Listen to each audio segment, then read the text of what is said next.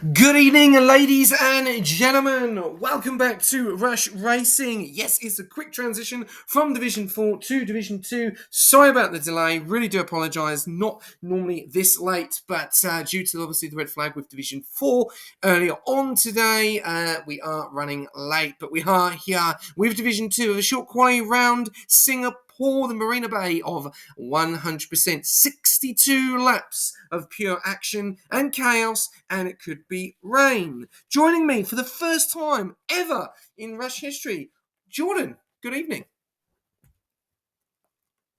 Hello. Happy to be here. Great to have you here, mate. And what do you feel that we are going to have here at Singapore? Well, I was going to say maybe a bit of carnage, but maybe a bit more now with it being, looks like full wet conditions for qualifying already here tonight. I think it'll be definitely interesting to see what the Ferraris can do coming off of a 1-2 in Qatar. And maybe a bit of Red Bull action from Squash Josh. I mean, he barely missed out last time around. But see what he can do in the wet conditions. Yeah, no, definitely, 100% last week. Very, very strong performance there from Flubber and Russian Robot. But two different drivers in here this week, Flaming Wasp and Oblivion. Now, Oblivion has been probably the highlight of the week, being moved from Division 3 to Division 2. He's going to have a lot of pressure on him tonight in that Ferrari. Yeah, 100%. I believe, was it him who won last time around in Qatar? Yes. It could have been. No, it wasn't. It was Flubber. Oh, sorry, Division 3. Oh, okay, it was him, yeah. Anyway. Yeah, Campbell Adams, I mean, very fast driver. We have seen him around. Honestly, I think Ferrari can go 1-2 again. I think it just comes down to who can get it done. Yeah, it is going to be a very interesting night indeed. Right, well, let's give you a bit of an idea on the grid. We've got a few guys in. We're still waiting on one more driver, which is Limitless Draco in that Red Bull. Hopefully he does make it here. We've got Flaming Wasp in the Ferrari, Dido, the TP of Williams in the Williams, Watanabe, the TP of Aston, the Aston, Oblivion, the new driver making his jump from 3 to 2. Then we've got Broadstar in the Mercedes reserving again. Wicked Moist in the McLaren. Dragon, known as Ink, in the Haas reserving tonight. Quasi Reet, the full-time driver in the Williams. Leckham in the Alpine. DR2 Rift, he drove last week in McLaren. This week he is in the Haas as a reserve driver. We've then got the TP of Griff Patif reserving for Griz. Unfortunately, he is still not back yet, probably from that foot operation, so hopefully he is all good. And we've also then got Tudor as well reserving up, so two reserve drivers and also full-time drivers in the kick tonight, so big spotlight with them, and as they are also leading the overalls. We've then got Lockie in the McLaren and P13 at the moment, Squash Josh, as we did speak to earlier on. Then we've got Ricardo in the Aston, Sleepy Gamer in the Visa. Then we've got Kaio in the Alpine, Sebi, the other driver reserving up tonight, or full-time driver also from Division 3, and then Shifty Wizard in the Mercedes. So not a bad lineup, just waiting on one more, and we'll jump on board. Who do you want to jump on board with for a flying lap? We've got quite a lot of people on an out lap. Who do we jump on board with? I think we hop on with Sleppy. He's the first of the front. Maybe see what he can do on the wets. A bit of contrast here with someone into someone wet, so whether or not they play an advantage to him, I think it will be definitely interesting to find out. Yeah, no, definitely. I think that's the hard thing, isn't it? Obviously, the wets, all the inters, because obviously there's no puddles on the track at the moment, so the inters may be the better tyre, but we'll have to wait and see. We'll probably see these guys do around about 3 or 4 laps on these tyres, get a little bit of traction in the tyres before they then start banking in some fantastic laps. But keep an eye out, because there is a long mixture of people on different tyres now. As we do see yellows in Sector 1. Pouring conditions out there, and this is what we love to see in Singapore. Oh, he clips the wall, spins it round, and well, he's going to have to be very careful now because the McLaren is coming around.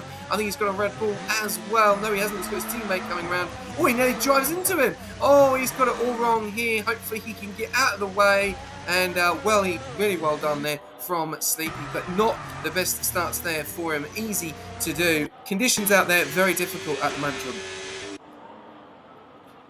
Oh yeah, 100%. Honestly, I think right now the Inters are probably looking to do a bit better. I know the wets in this game, at least, are a lot more difficult to drive, especially with varying setups and different wings that drivers are running.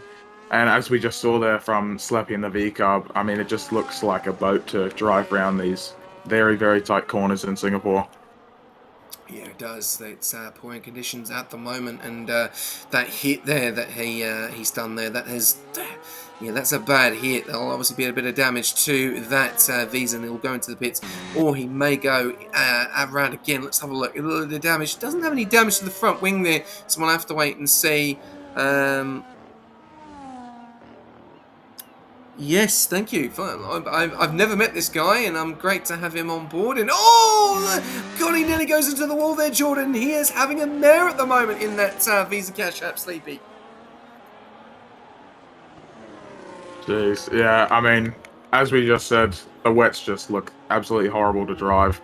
Like him on the Inters, 148.7. I don't know how great of a driver he is, but I mean, it just looks like he can put in some easier lap times. Sleppy still is struggling, and you can see others around him just absolutely struggling. As you can see now, actually, a lot of drivers out on the Inters.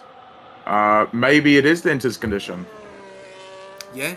Yeah, big change there. P8 all the way down to P15. Sorry, P9 now down to P15, all on those Inters. But there's quite a few still on the wets at the top. You've got Flaming, Broadstar with Quasi, and then Lockie, Sebi, Shifty, and also Squash Josh, Sleepy, and also Kaya as well. We'll have to wait and see what's going to happen here. We've got an outlap, and I'm going to jump on board with...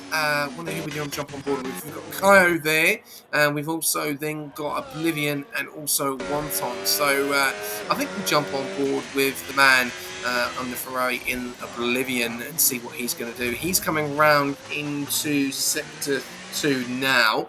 He's going to get out of the way. We're seeing a few laps coming round at the moment. So as Wicked Moist does a 147.665, we are going to see these times change up. As you can see, there's only two guys at the moment in the 47s, and then everyone else is in the 48s going down to the 50s. So like I said, I feel that we are going to see a lot of these guys doing around about 3 or 4 laps, really trying to get the temp in those tyres. And Jordan, I'll let you take it away for a flying lap on board with Oblivion in the Ferrari. Over to you. Yeah, here we go. Flat through here in dry conditions in the wets. Obviously a bit of a lift there to not invalidate as you start your lap. Open the DRS if it were enabled, so we'll stick to ERS into the first corner. Going to be a bit iffy here with the wets. Try not to send it too far wide in this corner, which he does a little bit. A bit of a slide there. Keep it as far to the left as you can. Use a bit of this curb on the right here to get the car rotated. Stick near the wall, but not too close to invalidate as we head into one of the faster right-handers of the track. Now onto the brakes quite early in wet conditions. Use that curb there just to rotate the car as much as possible while not losing it. A hard braking zone here, as you can see, very difficult in the wet conditions. And the track doesn't look too bad right now. Another key point there, you want to move to the right and use the curb here in the wet conditions. Use as much of the track you can. Cut the corner here a bit without invalidating. Use the curb on your right. Don't hit the wall as you come out. Use a bit of this curb now through here into the chicane. Hold the left as much as you can. Good apex for him there. A bit of a slide again. Now into one of the faster sections of the track, and that is into Sector 3. Hard on the brakes here and use the curb. Don't hit the wall coming out and don't invalidate here, as it's very easy to with track conditions that we are seeing currently. Now into the final last bit of the track. Hard onto the brakes. Use both of the curbs here. Not too much there. That was good from him. Use the wall. Maybe a bit too much there. And now just ease it to the line as fast as you can without invalidating. And that is P2 for Oblivion. Yeah, great start there for the Ferrari driver. 146.515. Dino topping the charts at the moment with a 146.419, so 10th between P1 and P2. And Flaming Wasp comes in with a 46.1 on the wets, Jordan. So what is the situation Jeez. there? Oh, I think it's coming down to the drivers now at this point. I mean, a 146.1, I mean, we saw there with Oblivion, he had a lot of slides throughout that lap, so maybe the Inters have run out of their time here on the track in this qualifying session, and it might have made the transition into wets. Yeah, I think the one thing we also have to take into account, he has done a lot more laps on those tyres. You see Oblivion doing 1 lap on those Inters, so he looks like he'll probably even get quicker as we do start to see a little bit of a drier line. It's starting to dry out, so I think those wets are going to be coming off soon and the Inters will be going on, but we'll have to wait and see. I'm not sure what the situation is if we are having a dry race. If anyone does have any rumours, any of the guys that are in the pits can let us know. That would be great. We are going to jump on board for a flying lap on, let's have a look. We'll jump on board. We've got a choice. We've got Ricardo, Broadstar, Squash Josh, Lockie or Shifty. Feel free to let me know and we'll jump on board with some for a flight. We might jump on board with the McLaren of Lockie here. He's quite far down, and we'll see what he can do. Oh, he's just about to come. Oh, never mind, he's in the pits. Excuse me. Ooh. All right, we'll go on board. Go on board Broadstar. He's in the other Mercedes in P12. So here we go, coming up on to the Inters. Fresh Inters now, going on to 1 lap. Here we go, down the main straight, going into turn 1. As you can see, no DRS is available in these conditions at the moment. A little bit of a slip going there into turn 1, into turn 2. Very nicely getting onto the curb, getting a good exit. Not going too close to the wall there. You want to use a little bit closer to the wall so you get a bit exit, especially coming out here because you can slide so far over to the left and then you scrape the wall. This bit would be the DRS, so it's all about ERS management all the way. Burn as much as you can because you can save it and you can get it back very, very quickly. So very nicely so far from the Mercedes driver. Is he up or down on his time? He's done a 148.098 so far. He is really sliding that car around, that Mercedes. I don't know if his rear wings are going to be higher. I have no idea at the moment, but he is really fighting that car. Now he's coming to the hardest part of this track. The tunnel and the nice little hairpin coming up very, very shortly. Very nicely there. Drops down into gear 3, into gear 2. Around about 75%. Riding the curves. Very dangerous to do. Here we go. Coming into the hairpin. Getting a good exit. Close to the wall, burning as much acceleration as he can. Should burn a lot more ERS now, coming down the main straight, going into sector 3 very shortly. 3.5 seconds up on his time. He is flying on those Inters at the moment compared to that time that we're seeing here. This is going to be a massive time. We're seeing a 1:43 at the moment, so the times are flying. But here we go, coming into the closing stages. 29% on battery. Will he use the rest of his ERS on the last bit of this lap? Coming around into the final corner. Do not invalidate, getting too close. Very nicely there. Broadstar is going to set a pole position with a 1:43.083. Impressive time there from Broadstar, Jordan. Very, very impressive. And as he's finished his lap there, we can see the entirety of the grid has made the switch to Inters. And while he was doing his lap there, a lot of changes in provisional pole from lap set on the Inter tyre. So definitely the better tyre as of current. However, a big vary of times, pole being a 1:43 and P19 a 1:48. So very unfortunate for those drivers, but what can they do in their final runs? Yeah, plenty of time, still 4 minutes to go, and yeah, some of these guys are on still old Inters. Squash Josh coming around the corner, about to finish up his time. Are we going to see an improvement? I'm sure we are. Yes, we are. Oh, 1:42 now, 0.373. Jordan, I think this qualifying is going to be out the gate. We've got no idea who's going to be because these guys are getting quicker and quicker, and that track is, could we be seeing soft compound tyres? I don't know. It doesn't look like we will be, but these guys are getting quicker and quicker. We're now into the 42s. Are we going to be going into the 41s? Most likely. We're only just over 0.3 away from it. I reckon Broadstar has some time left in his lap, and we've got the other Mercedes. The Aston Martin's doing quite good in 3 and 4 right now. A bit of upset for the Ferraris down into 9 and 11, and that is a new pole position lap from Leghammer 142.2. Do you have Wicked Moist as a friend?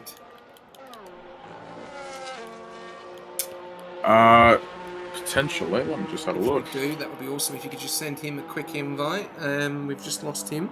Thank you very much, Jackal. We're on to it. If not, then you will have to get... well, Lockie can probably invite him in a second when he finishes his lap, or not. We'll have to wait and see. Or Squash Josh can do it when he comes in. We'll have to wait and see. Alright, well, at the moment, who we got coming around? We've got Haas of Drift coming around. And we're going to see if we're going to see an improvement here. 98% using a little bit of the ERS going into. We've got yellows in Sector 3. It looks like it's a slow car. Let's have a look. We've got Drift coming around at the moment. He's about to start. 2 minutes to go. We are going to probably see a few of these guys come out again. Some of these guys are on older. You can see Tudor. They're doing 5 laps on the Inters. He is in P6. You've got 2 laps in the Legham with a 142.288. There's only 2 guys currently in the 42s and 2... 1, 2, 3, 4, all the way down to P7 from P3 in the 43s. Do you have him as a friend? I do not know. Okay, I'm going to have to see if I've got him. Lockie into the 41s. There you go. There's your 41s. I'll see if I've got him. I don't think I have.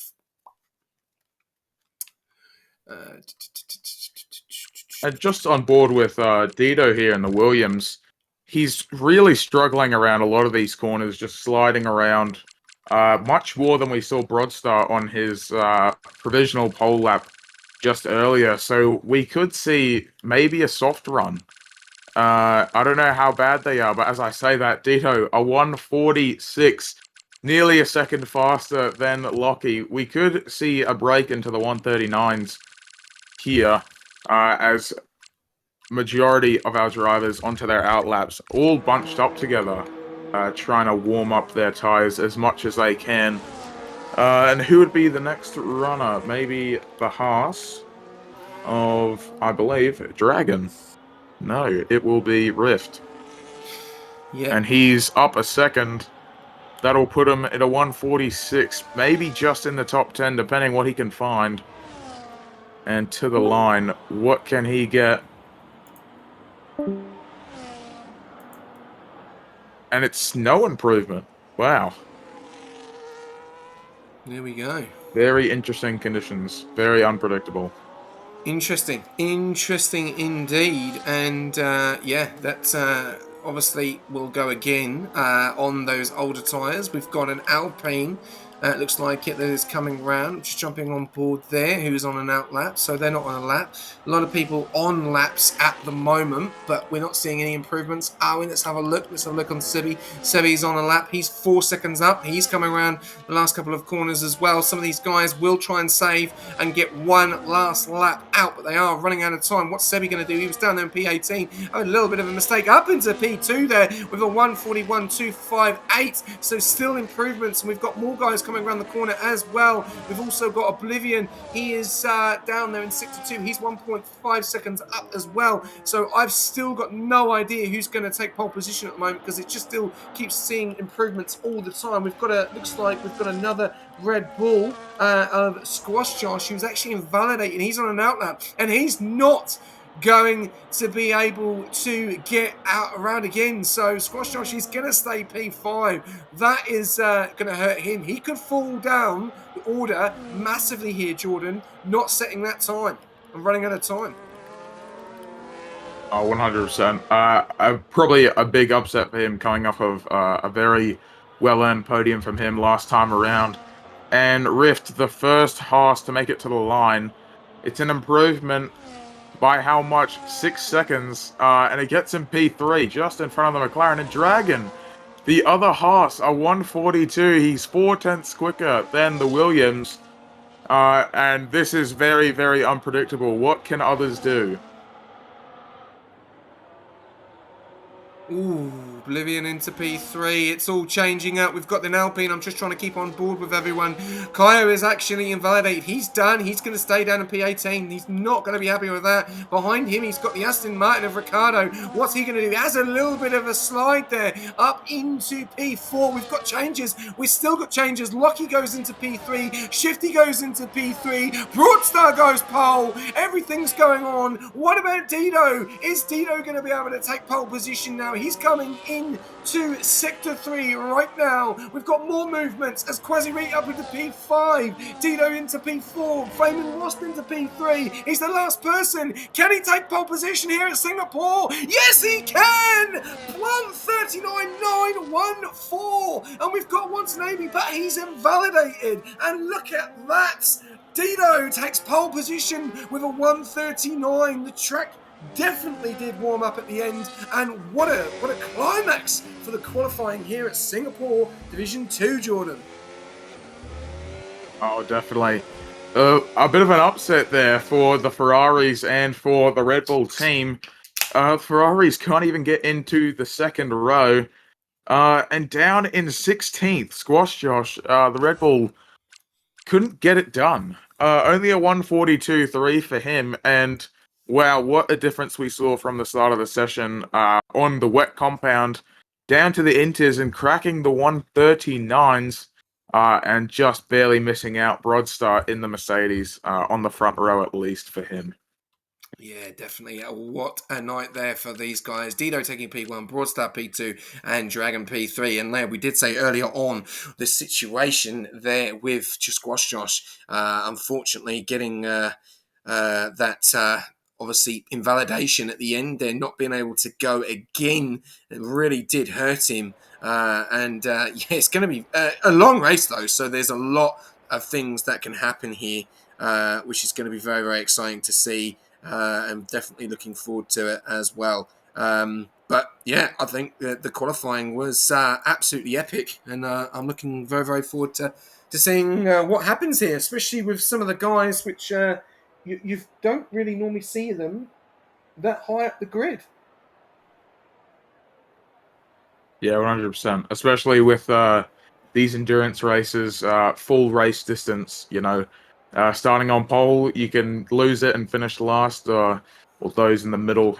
It all comes down to strategy and how they can move the car throughout the 62 or so laps we have around here. Yeah, it's going to be absolutely very exciting. I'm looking forward to it.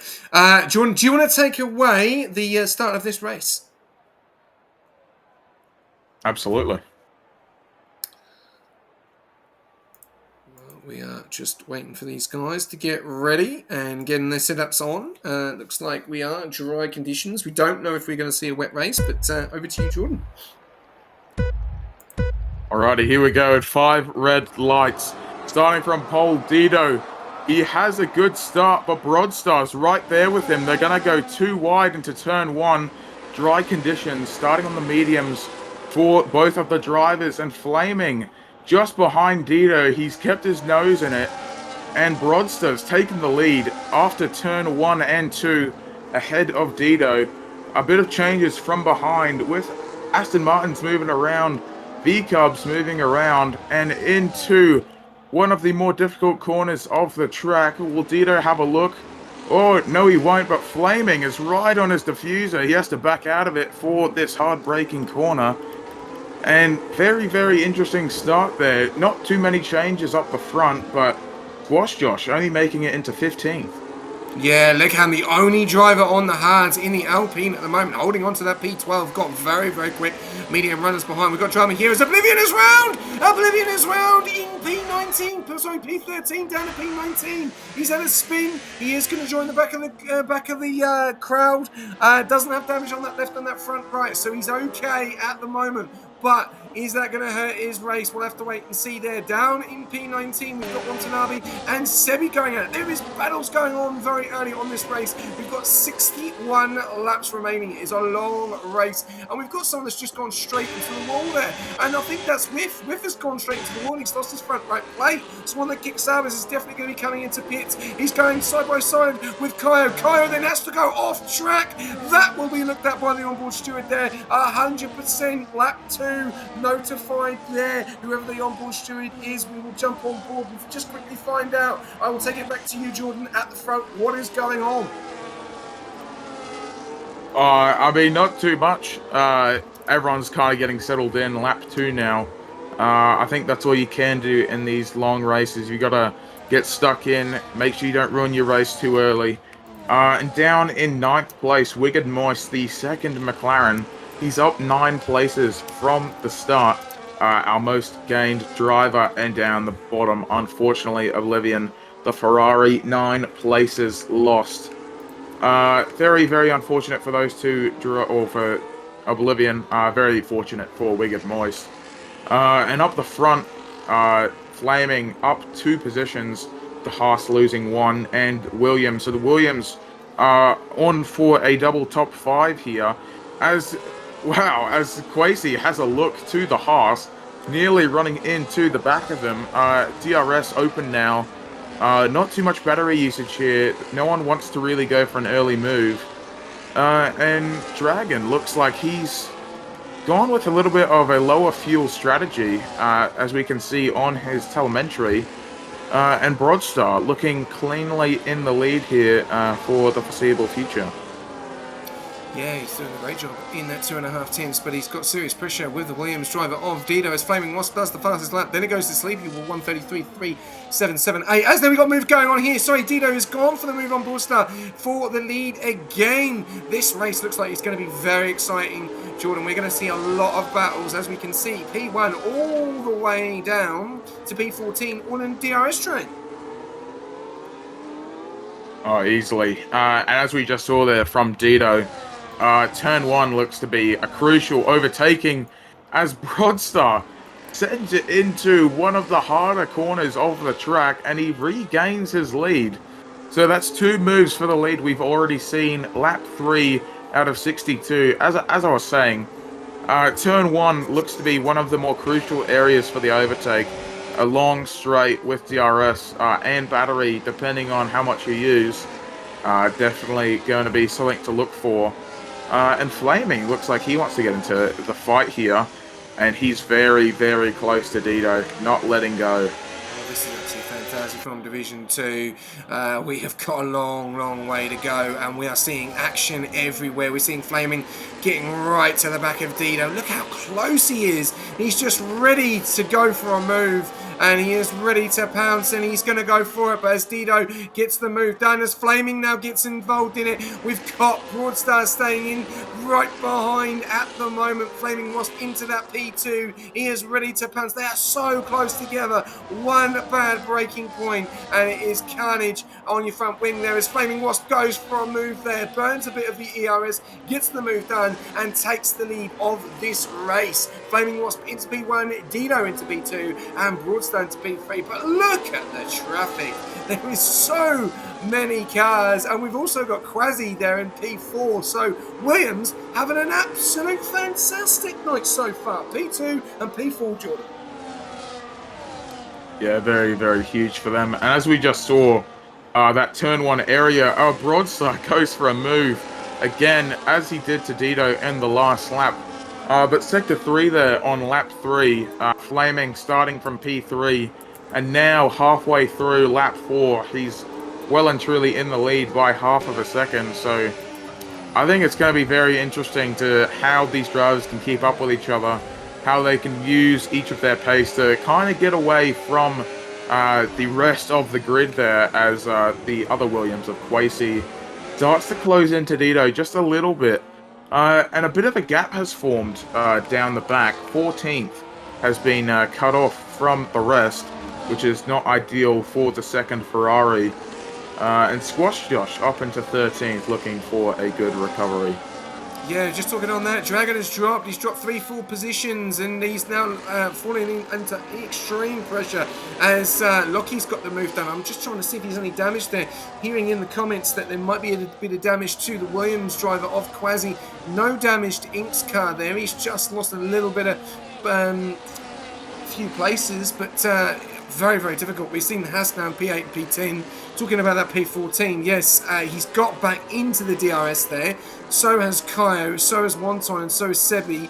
But it is Oblivion that is out of that at the moment and is trying to play catch up on those 4-lap mediums. We've also seen with Petit go onto those hards earlier on. Limitless Draco earlier on. He is with us. Started obviously last due to no qualifying. That may be looked at by the onboard shares. We'll have to wait and see. But Rift and Leghammer going at it as well. There is battles absolutely everywhere in this race. I cannot keep up, Jordan. It is everywhere. It's absolutely carnage. And back in 8th and 9th now, Dragon and Wicked Moist. You can just see on board with them to see what different lines they take between the varying drivers. You can see some of them take the corners less hard on the tires, avoiding the curbs, and some prioritizing the exits. So I guess that'll come into effect on the main straights that we're just about to come up to here. And Dragon, he definitely needs to have a good recovery now, but he's falling further and further away from the McLaren of Lockie, and Flaming retakes the lead of the race coming up to lap 6. Yeah, great job there by the Ferrari Broadstand. The 2 Williams now of Dido and Quasi-Re. Let's just jump on board with one of them as a fastest lap. So see who's the quicker car. Not much in it, but Quasi-Re is the fastest car. So do you think we will see a bit of a change here? Quasi may go for the move, but he does have that damage though. We're seeing there now, front right side damage. So even though he is trying to stay with his teammate, he could suffer later on in this race at the moment as with that damage, but he does have a 2.3 second gap. Sorry, a 1.5 second gap to the leader at the moment. So he is staying with his teammate, but he is definitely going to suffer later on in this race, Jordan. Yeah, 100%. And I guess with him driving with his team principal, whether a bit of team orders come into play, maybe just to hold up the drivers behind, give Dido a bit of a pit window, and see if they can maybe go for a bit of an undercut or overcut on the drivers in front. But yeah, definitely interesting for Kwesi. Not ideal for him. Only lap 6 out of 62. So definitely what will happen there with the team being so high up? Yeah, lots of decisions to make. We'll have to wait and see what's going to happen. We're going to go a little bit further down as we've got battles. I'm just trying to work out where we can go as we've got a little bit of a battle going on here as Ricardo and Squash Josh going at it. Squash Josh does get the move done. They're going to go side by side. They're very, very close. Here we go. Let's have a look. There we go. Squash Josh does take the lead there into P12. We're going to go a little bit further down as we did see a move going on there between Kyle and Tudor as Tudor does get through. Some of these guys may be struggling. Some of these guys may be just being patient. It's a long, long way to go, Jordan. They don't need to do anything silly at the moment because all these guys do have to pit. And at the moment of how it looks, it's anyone's race, isn't it? That everyone is in the Delta. It's absolutely incredible so far on lap 7 out of 62. Yeah, definitely. But we can see now with Squash Josh as him and Ricardo have a bit of a moment there. They have fallen a little bit behind the front group there, only by 2.5 seconds to Legham in 11th. But Squash Josh on an absolute charge is probably the word for it. Trying to get up more points for his championship, of course. And looking at the strategies, only 2 drivers on the hards, one having pit already. So Legham, the only hard runner, whether or not that will benefit him later on. Definitely interesting to see the tyre wear differences, how long drivers can make it last, and what pit windows they're going to be looking for. Yeah, definitely. We've got Shifty Wizard in that P6 position at the moment, putting pressure on Sleepy in that P5 position. Sleepy just out of the DRS there. One just got, I think he may have just got back into it. No, he hasn't. He's 3% on his ERS there. Shifty really using his ERS, 52% there. And I reckon we could see a move from Shifty making a move here on Sleepy. Let's have a look. We're 62%, and we've got a move going on there between Tudor and Kaio. Does Shifty Wizard go for a move? Lap 7, 6.5 attempts. Sleepy still not in the DRS, and we're actually seeing a yellow little flashing there on the fuel. So he has underfueled on his car. So that may be very interesting going into this. Shifty getting very close to Sleepy. We'll jump on water him there just to see if he can get the move done. As we can see, now starting to harvest. Sleepy really fighting that car. Shifty getting a great exit there. And it looks like we may see him make the move in Sector 3 on that new part of the DRS here. But at the moment, the Visa Cash App really struggling. We saw him in quali have that incident there earlier, but he is really trying to harvest going into the hairpin now. So we're going into the second part of the DRS. Does he get closer? I don't think he'll go for the move here. He'll probably time it. He's got good ERS management at the moment, but he does have Rocky behind, who's 4.5 Tims. Sleepy is still out of the DRS. Here we go. DRS is enabled. Shifty Wizard trying to go for the move. Does he go for a move? Doesn't look like we're going to see it at the moment. Could still be too early for these guys to make moves at the moment, Jordan. Definitely. I mean, into turn 1 is probably going to be a key area to do it off of that huge straight for them. And up the front, Flaming is running away with it a bit. I think he's just barely broken the DRS of the Mercedes. And Sleppy, he's fallen a little bit behind from Quasi too. So now that we're getting more settled into the race, you can see all of these little groups forming. And whether or not that plays to each other's advantage. And whether that helps some of the front runners or not. Maybe opening up a pit window for them. And people down at the back, like Squash Josh, definitely not going to be happy about the gaps being formed with him trying to get back up into the fight. Yeah, definitely, and as you can see, you're talking about Flaming running away with it a little bit at the moment. It's 1.1. Dido is just sticking with Broadstar, and that's helping him and also helping his teammate at the same time. So Williams in an absolute fantastic position at the moment, and we have spoken about them at the start of the season. They've probably been one of the highlights with not having the best of seasons due to the incidents that they've been involved in, not by themselves, but by other drivers. You know, obviously the two of them came together in Jeddah, both teammates. That will probably be a big of a morale change there. But Dido is having a great night so far in Singapore. He's got the move done there on Broadstar. 1.5. But the question is, Jordan, they keep doing this. They keep battling. They are going to let Flaming Wasp get away around about that 2.5 second gap. And they don't want to do that in this stages of the race with lap 10 at a 62. Well, yeah, that is the problem with these drivers fighting, especially with Dido and Broadstar. It's exactly what the Ferrari would want right now as Dragon picks up a 3-second down in 8th. But yeah, just constantly fighting and going back and forth with each other is just not going to help them whatsoever. And yeah, talking about that 2.5 second pit window for them, Dido and Quasi, a double stack, it's going to be very interesting for them, how they're going to handle that. Yeah, I would say one of them will go in earlier and the other one will probably go in later. And, you know, it's going to be very interesting to see how many laps they're going to do. You're going to see Legham, he'll go the longest. Whiff will probably go quite long as well, even though he does have a long gap to try and catch up to Limitless at the moment. Oblivion is up into P17 now. He's out of the points currently, but he's 1.3 seconds behind Tudor. But yeah, talking about the Williams, it is going to be an interesting strat here as Broadstar now 2.7 seconds. So this battling going on here between Mercedes and Williams is helping Flaming Wasp out in front. And yeah, it's an interesting strat here, what they're going to try and do. But I reckon we're going to see a move going on here. But Limitless is out. He has lost it. And that does bring a VSC. Will we see any changes? Doesn't look like we're going to see any changes. We're just going to slow it right down at the moment. But Limitless is out of this race. And with Matif has damage to that front right again. So there we go. As we're seeing a bit of confusion going on here between Lakeham and Drifts. But, Drifts on track. What's going on here? Is there major issues? Did I just see him appear on track and then in the pits? I don't know. That may have been a glitch.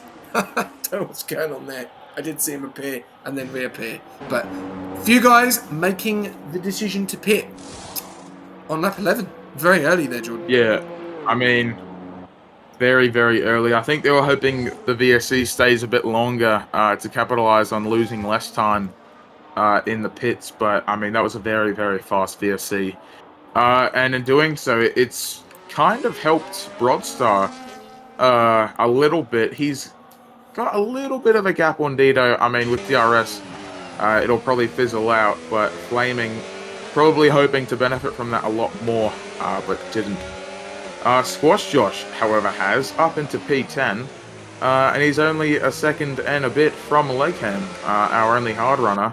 So, as Lakeham just barely taps the wall, and that is his right end plate. Also, that's a bit of wing damage for him. And his teammate, you can see back there, just barely behind the Aston Martin. So I'd say these mediums are starting to die out now. Yeah, lap 11. Obviously, a lot of these guys losing their front wings. So yeah, it would have been interesting to say.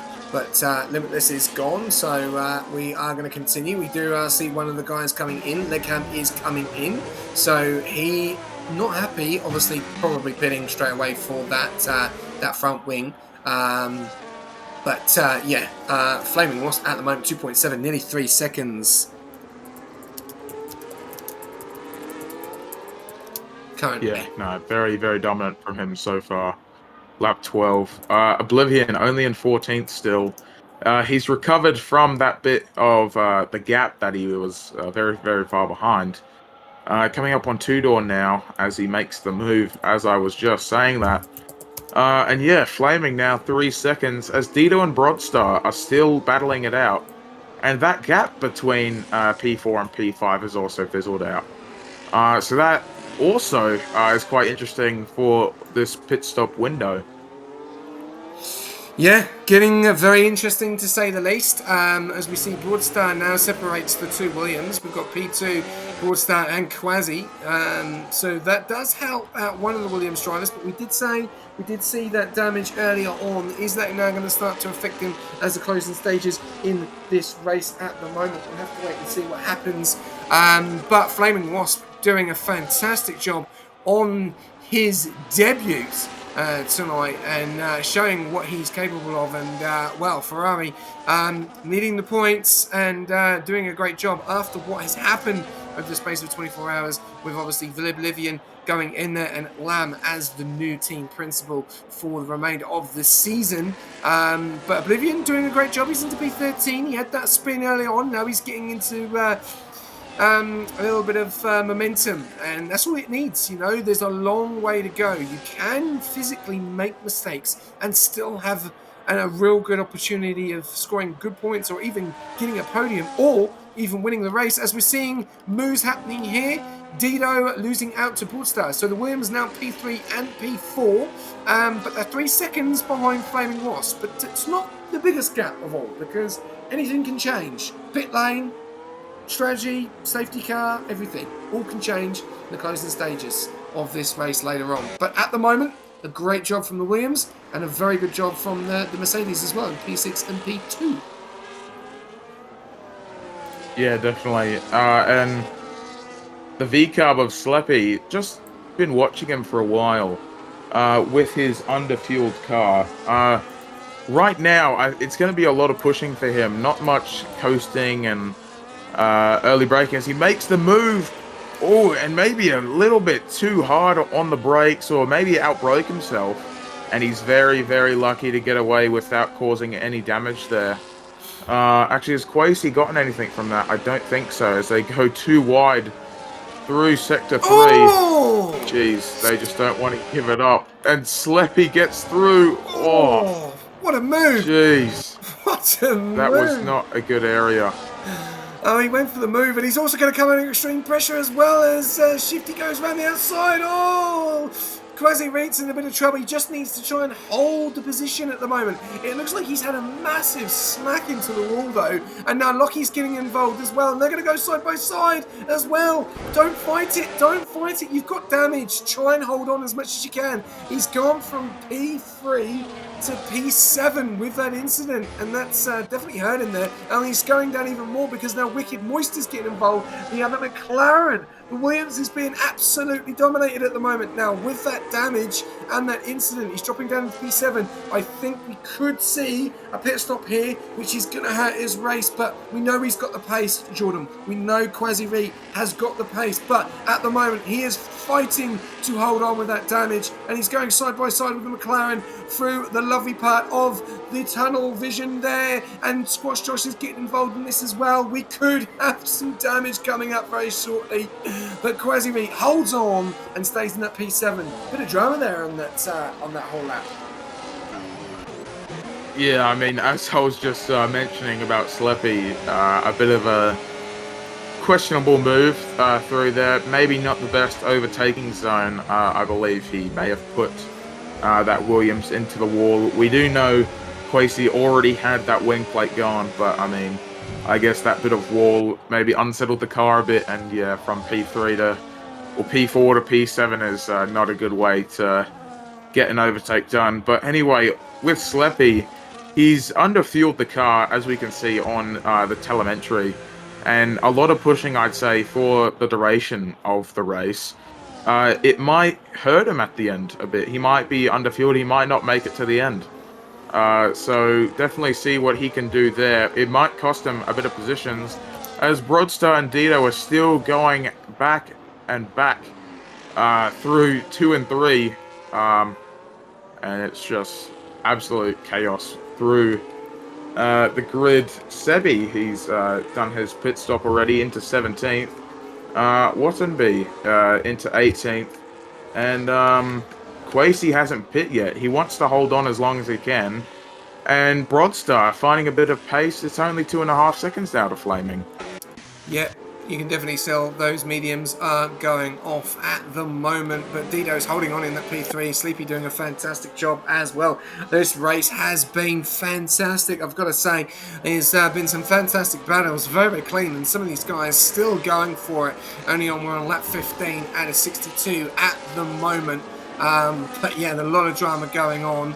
We're on lap 15 in 62. 1.5 now, so Flaming Wasp has definitely lost a lot of time, Jordan. Oh yeah, 100%. He might have had a bit of a moment there. I'd say a big moment, as Broadstar is the first of our front runners to come into the pits. 15 laps on the mediums. And let's see what others can do. Squash Josh into 7th. A huge recovery for him, and now it's going to come down to the first stop of the race, as we're seeing a few of them come in. Broadstar onto the hard compound. Lockie up into P5. And yeah, we'll see what these drivers can do. 2 seconds now, Ditto is behind Flaming. So Flaming, with those mediums, he's either struggling, he might have had a bit of an error, but I think the pit window is more than truly open right now. Lap 15, you think that's the right time? You think that's a bit early? Like, what's your thoughts? We saw, obviously, Division 4 early on, they were doing lap 24. But what's your thoughts? I think it's still quite early, isn't it? Early? Yeah, maybe. I guess it depends on how much time the driver thinks they're going to lose. I mean, on the hard compound, I guess you can make it last a whole lot longer. So whether they try and last until maybe lap 40, so 25, 35 or so laps on the hard compound, and then use the mediums with a bit more life at the end to see if you can get anywhere. But then maybe a medium hard stop, I don't know. Definitely very interesting. I believe if they're going the medium, it's going to be a lot longer on the mediums for now. Yeah, well, there we go. We're seeing Shifty Wizard coming into the pits. We are starting to see a few changes there. So lap 16, these guys are making changes. Flaming Wasp now, his has gone up back up to 2.8 seconds. He has really got his momentum going on. 87% still on battery as well. So running battery very, very well. Running pace very, very well. But has been dropped a few times there as Dido and Sleepy are going at it now. So Dido in that P2, Sleepy in that P3, having a great drive. Going for a move here now. Does get the move done up into P2. So they've done that pretty quick. They don't want to lose too much to Flaming because they look like they could be on the same strat or they could be going for the same duration on those tyres at the moment. We're going to go a little bit further back down because we're seeing a little bit of a gap there between Lockie and Dido. Now, does Lockie make the change and go? Because as soon as you lose that DRS, you're going to start to lose more and more and more time. And that's what you don't want to do. So you want to be able to try and get the pace back later on in the race.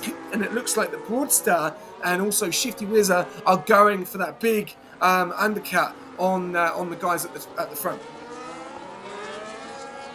Yeah, I mean, just watching Dido now fighting with Sleppy a bit, I mean, I reckon he's definitely seen the issue with losing out to the Ferrari in front. So he's kind of, I guess, moving out of the way a bit. And whether or not he just sticks behind the V-Cup now, depending on whether he thinks he's going to lose too much time, whether he's going to be held up too much. But yeah, I think they're definitely realizing now if they fight too much and have a bit of a shove throughout the moves, it's definitely going to cost them a lot of time. Yeah, so Dido there just backs off a bit and keeps it clean. As we do see his other teammate, we were talking about the Williams earlier on, as Quasi is into the pits. The question is he going to be able to get the jump on Shifty? I don't think he is, because with that damage, let's have a look.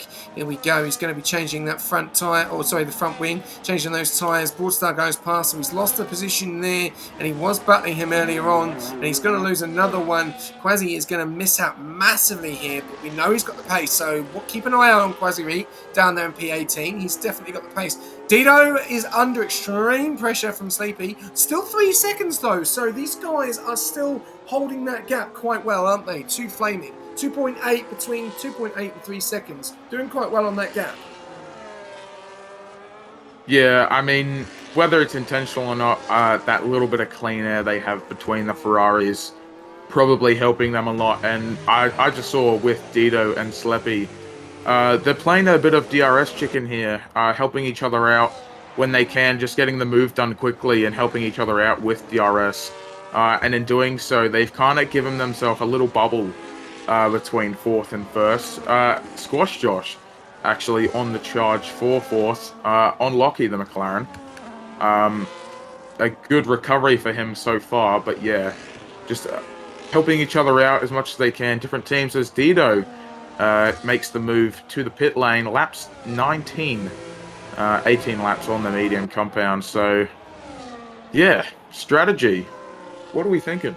It's interesting. It's all over the place at the moment. Some guys have gone 15. Some guys have gone 19. You know, you got Dido in now. This is going to be the question now. Where is he going to come out? He's gone a little bit later. We've got Broadstar coming around the corner, coming down the main straight. He looks like he's going to come right behind. Where's Dido? Dido is coming out the pits. There's Broadstar. There's Shifty coming down. Oh, it's going to be close, and there's Dido. He's going to lose out to the Williams, so the undercut has worked for Mercedes. They've got the job done on Williams driver of Dido. So Shifty and Drift there, and also Broadstar out in front. So, yeah, Dido's lost 1.2 seconds to Shifty, and is going to come under pressure from Ricardo on those old hard compound tyres in front as Broadstar does get past, tries to get past Legham. Nice little bit of a move going on there. Legham gets the move done. Broadstar, I think he makes a little bit of a mistake there. But no, this is a fantastic race so far, Jordan. I've got no idea what's going to happen, as we've also got the 2 McLarens. Causing a little bit of problem for the Red Bull, because he's sandwiched right in the middle, and Lockie knows that his teammate's behind him. So this is going to be interesting. Does Lockie hold Squash Josh up to try and get Wicked past, or do these guys make a decision to pit? Let's have a look. Flaming Wasp is coming on the final corner. He's coming into the pits. Leader is in. Sleepy, what does he do? He goes again. He's going to go for the undercut. Hopefully it works. Let's have a look. Flaming Wasp, he's the big one. Doesn't look like he got pit lane right correctly. He's actually, I think he might have stuffed that up a little bit. So he could lose a few more spots here, Jordan. Yeah, I mean, just on board with Broadstar. Him and Legham had a moment, and Broadstar's actually lost his end plate. One of his end plates there. So that is definitely going to cause a little bit of issue for him.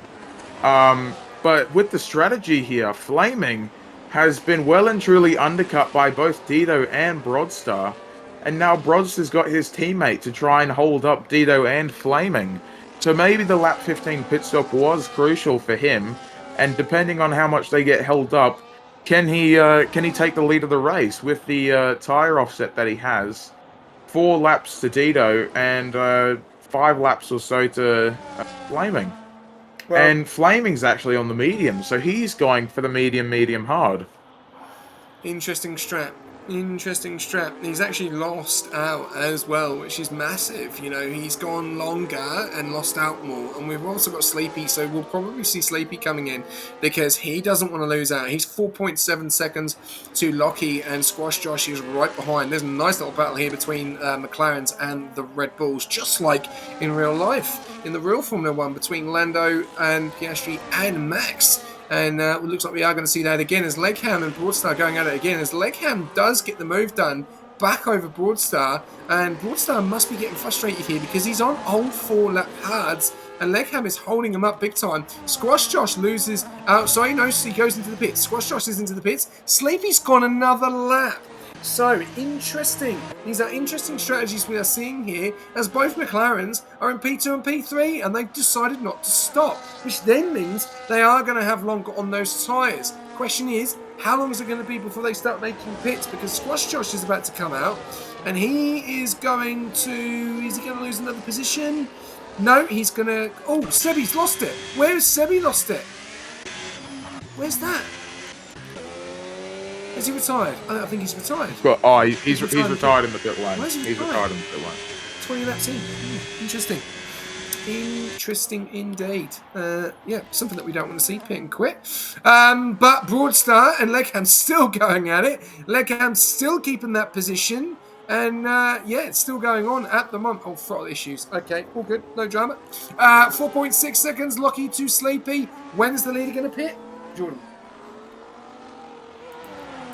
I mean, I would say maybe this or next lap. And now with the McLarens, I would have thought one of them would have made the dive into the pit lane last lap. But now it's definitely interesting, because who's going to benefit from the strategy? We've already seen Flaming lose out to the strategy, which he's already gotten in front of Dido. But, I mean, now going longer and longer, they're delaying and losing out more and more time. Sleppy goes another one. Lockie, does he come into the pit lane? No, he doesn't. And Wicked Moist doesn't come into the pit lane. So they're going to continue on. And this is very, very interesting. I think they're just going to lose more and more time. Maybe their tyres are going to be better at the end of their stints, but... And that is another retirement of Rift. Is that a safety car deployment? Yes, it is. So the first safety car of the night. And that is huge for the two McLarens. That is massive. That is a massive accident there. Yeah, that is first safety car out. Lap 22 out of 62. We've lost 3 drivers. Limitless, Seti, and Rift. This is massive help for Whiff, and also Two-Door, and also Flaming coming in. This is interesting. He's only just gone in, and he's now going on the hards. Interesting, but this helps out the McLarens massively, and they are in P2 and P3. And Sleepy, well, he has a lifeline here, and this is going to mess the strategy up for these guys. A little bit further down here, Jordan, what do? Do they go out in some fresher mediums again, and then use the hards for the end? We're on lap 22, so, and we've seen how quick those mediums are. Going to be interesting decisions to make here, especially with the McLarens, which will definitely be a double stack. Yeah, very, very interesting. From Flaming there, coming onto another set of hards, I reckon he thinks he can make it to the end. 40 laps on them. I reckon that's his strategy there. And Sleppy and the two McLarens have definitely benefited from this. But we can see Sleppy struggling still with fuel. And on board with Lockie earlier, his fuel light was coming on and off. So he's also, I think, barely fueled his car. So yeah, very different strategies we're seeing, and this double stack is going to hurt Wigged a lot here. Oh, it's close, but not good enough. Will he get in front of Kaio? Oh, yes, he does. Oh, oh, very close. So, Wicked Moist has lost out on 2 positions. Dido keeps his 4-lap-old hards.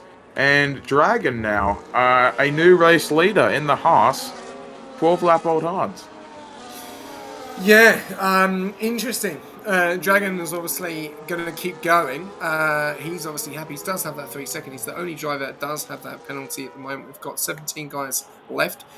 15 do score points. So at the moment, Flaming Wasp and With Matif are out of the points. And I can't say this, right?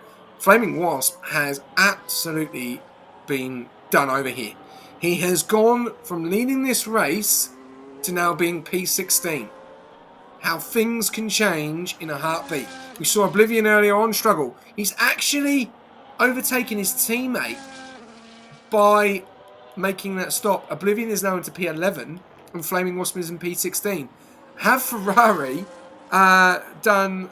I don't know what they've done, but I don't understand how he is at the back. The same with Shifty as well. They have lost out big time. And Broadstar. So yeah, this is interesting scenes here at Singapore on lap 23 and a 62. The leader that was leading the race before, Sleepy, is into P16, Jordan.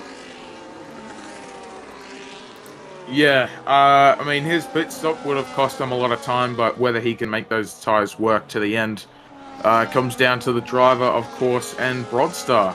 Actually, we saw come into the pits just then. He's on fresh mediums. So the strategy has definitely been thrown out the window with this safety car. And those who kept it going as long as they could, like Sleppy, has benefited from this because he was down into P5 in the opening laps.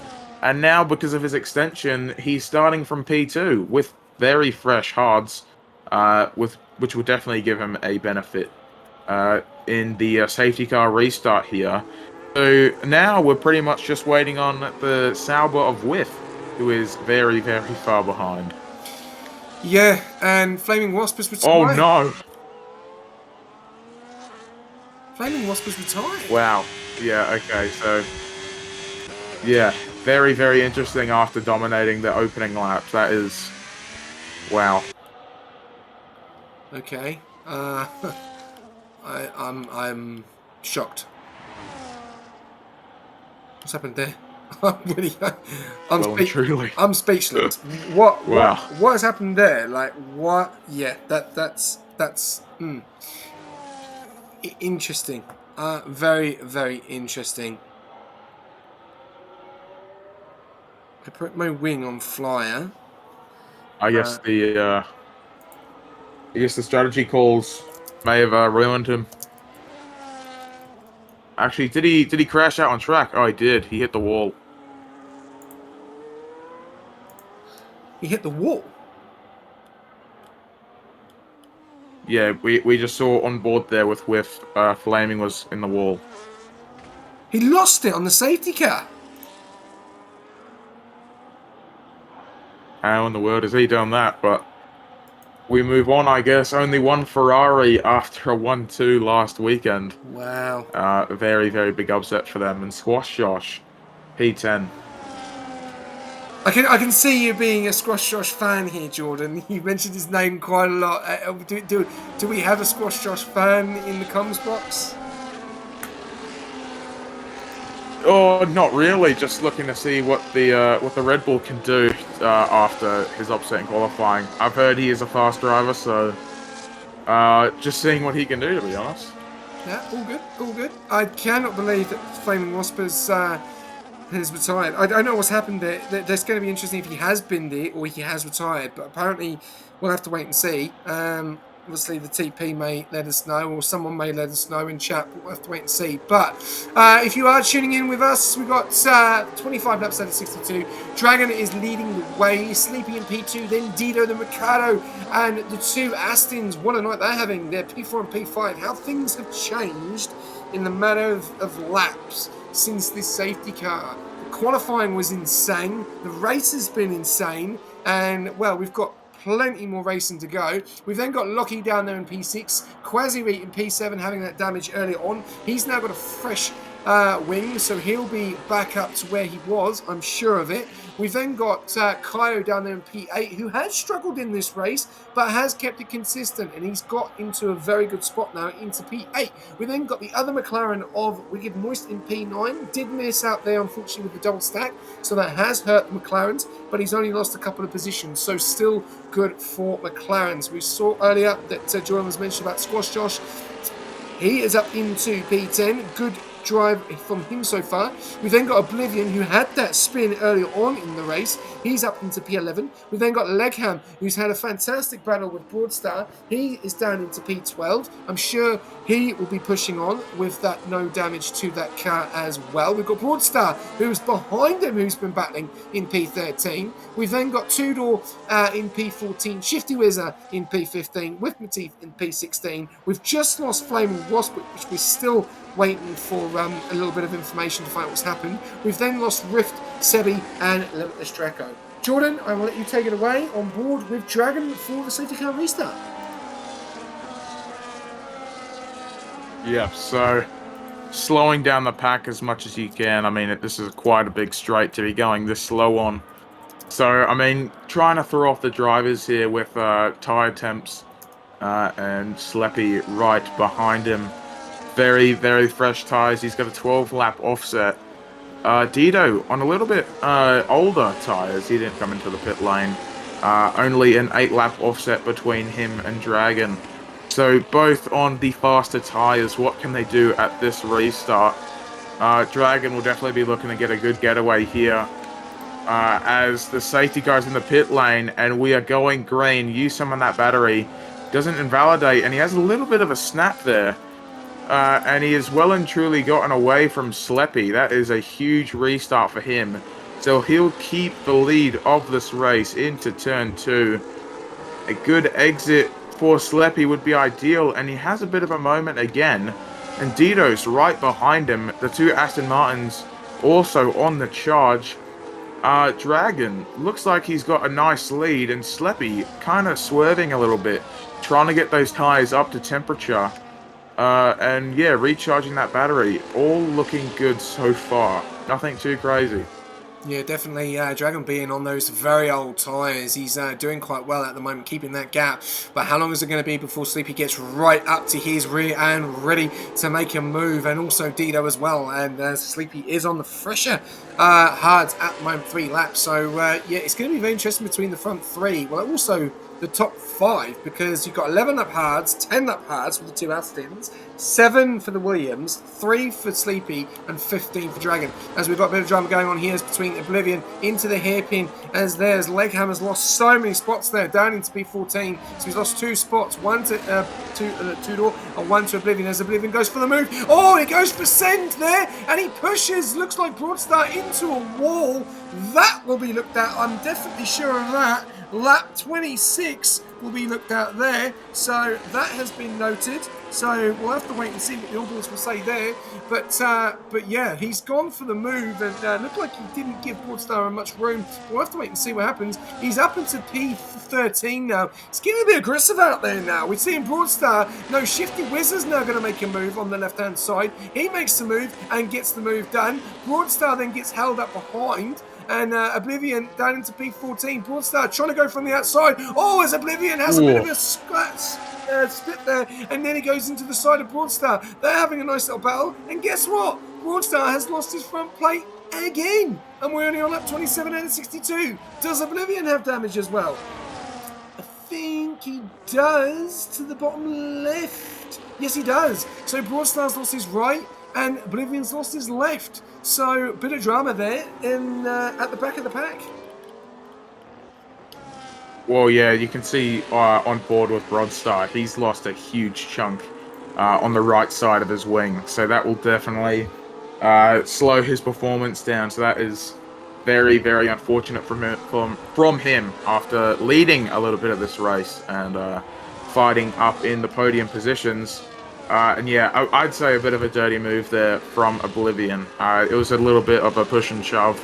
And that dive bomb, it just wasn't a good place to do it. And, you know, both of them paid the price down into 14th and now 16th for Oblivion. And Dragon, he's still fended off Sleppy for as long as he can, but it's looking like he's losing that advantage because DRS now being back online. And yeah, you can see the tires here are just way better coming through the corners. And turn 3 here, a bit of a good area for it. A good exit for Sleppy. Nearly alongside him into the fast right-hander. Open that DRS. Use some battery, not too much. You want to save it for the rest of the track. And he might have a look here. He's got a great run on him. They go wheel to wheel. Oh, and they go too wide through the corner. Dragon gets pushed off a little bit, but Sleppy is still hanging it around through the outside. They're still wheel to wheel almost, and Dragon has done a great job there. That is very, very good defensive driving. Yeah, some absolutely fantastic driving going on there, and I'm just going to let you know from the comments, Flaming Wasp did retire in the pits, was having wheel issues, and unfortunately that was the reason why he retired, so that is the reasons why he's out. So unfortunately wheel issues caused Flaming Wasp to retire. I'm going to pass you back over to you, Jordan, and we're going to jump on board with Sleepy for this onboard because this is insane racing between him and Dragon, and he is doing a fantastic job defending this. Yeah, it's just Mega too wide again for about the 4th time in this lap. And he gets the move done, and actually that move has caused Dido to jump in front of Dragon there. So as we've just jumped on board, Dragon has just barely lost out to the two very, very quick drivers of Dido and Sleppy. And now they'll be charging against each other, and Dido tries to have a look there. And now it's to the Aston Martin trying to catch Dragon on the 18 lap old hards. And Lockie, he's also very, very close to the Aston Martin. With Sleppy though, Dido very, very quick, matching each other's pace here. We could probably see them going wheel to wheel for the majority of the race. As he has a look there, he has a good run, but he backs off a little bit too far back for him into the very hard braking right-hander. Use the wall. They both have very similar battery. Actually, Sleppy has nearly none compared to Dido. And I'd say the next DRS straight, we are going to see a move here with Dido. Yeah, Dragon's got to be very careful now. He is on very, very old tyres. He's going to come under extreme pressure from the rest of this pack now.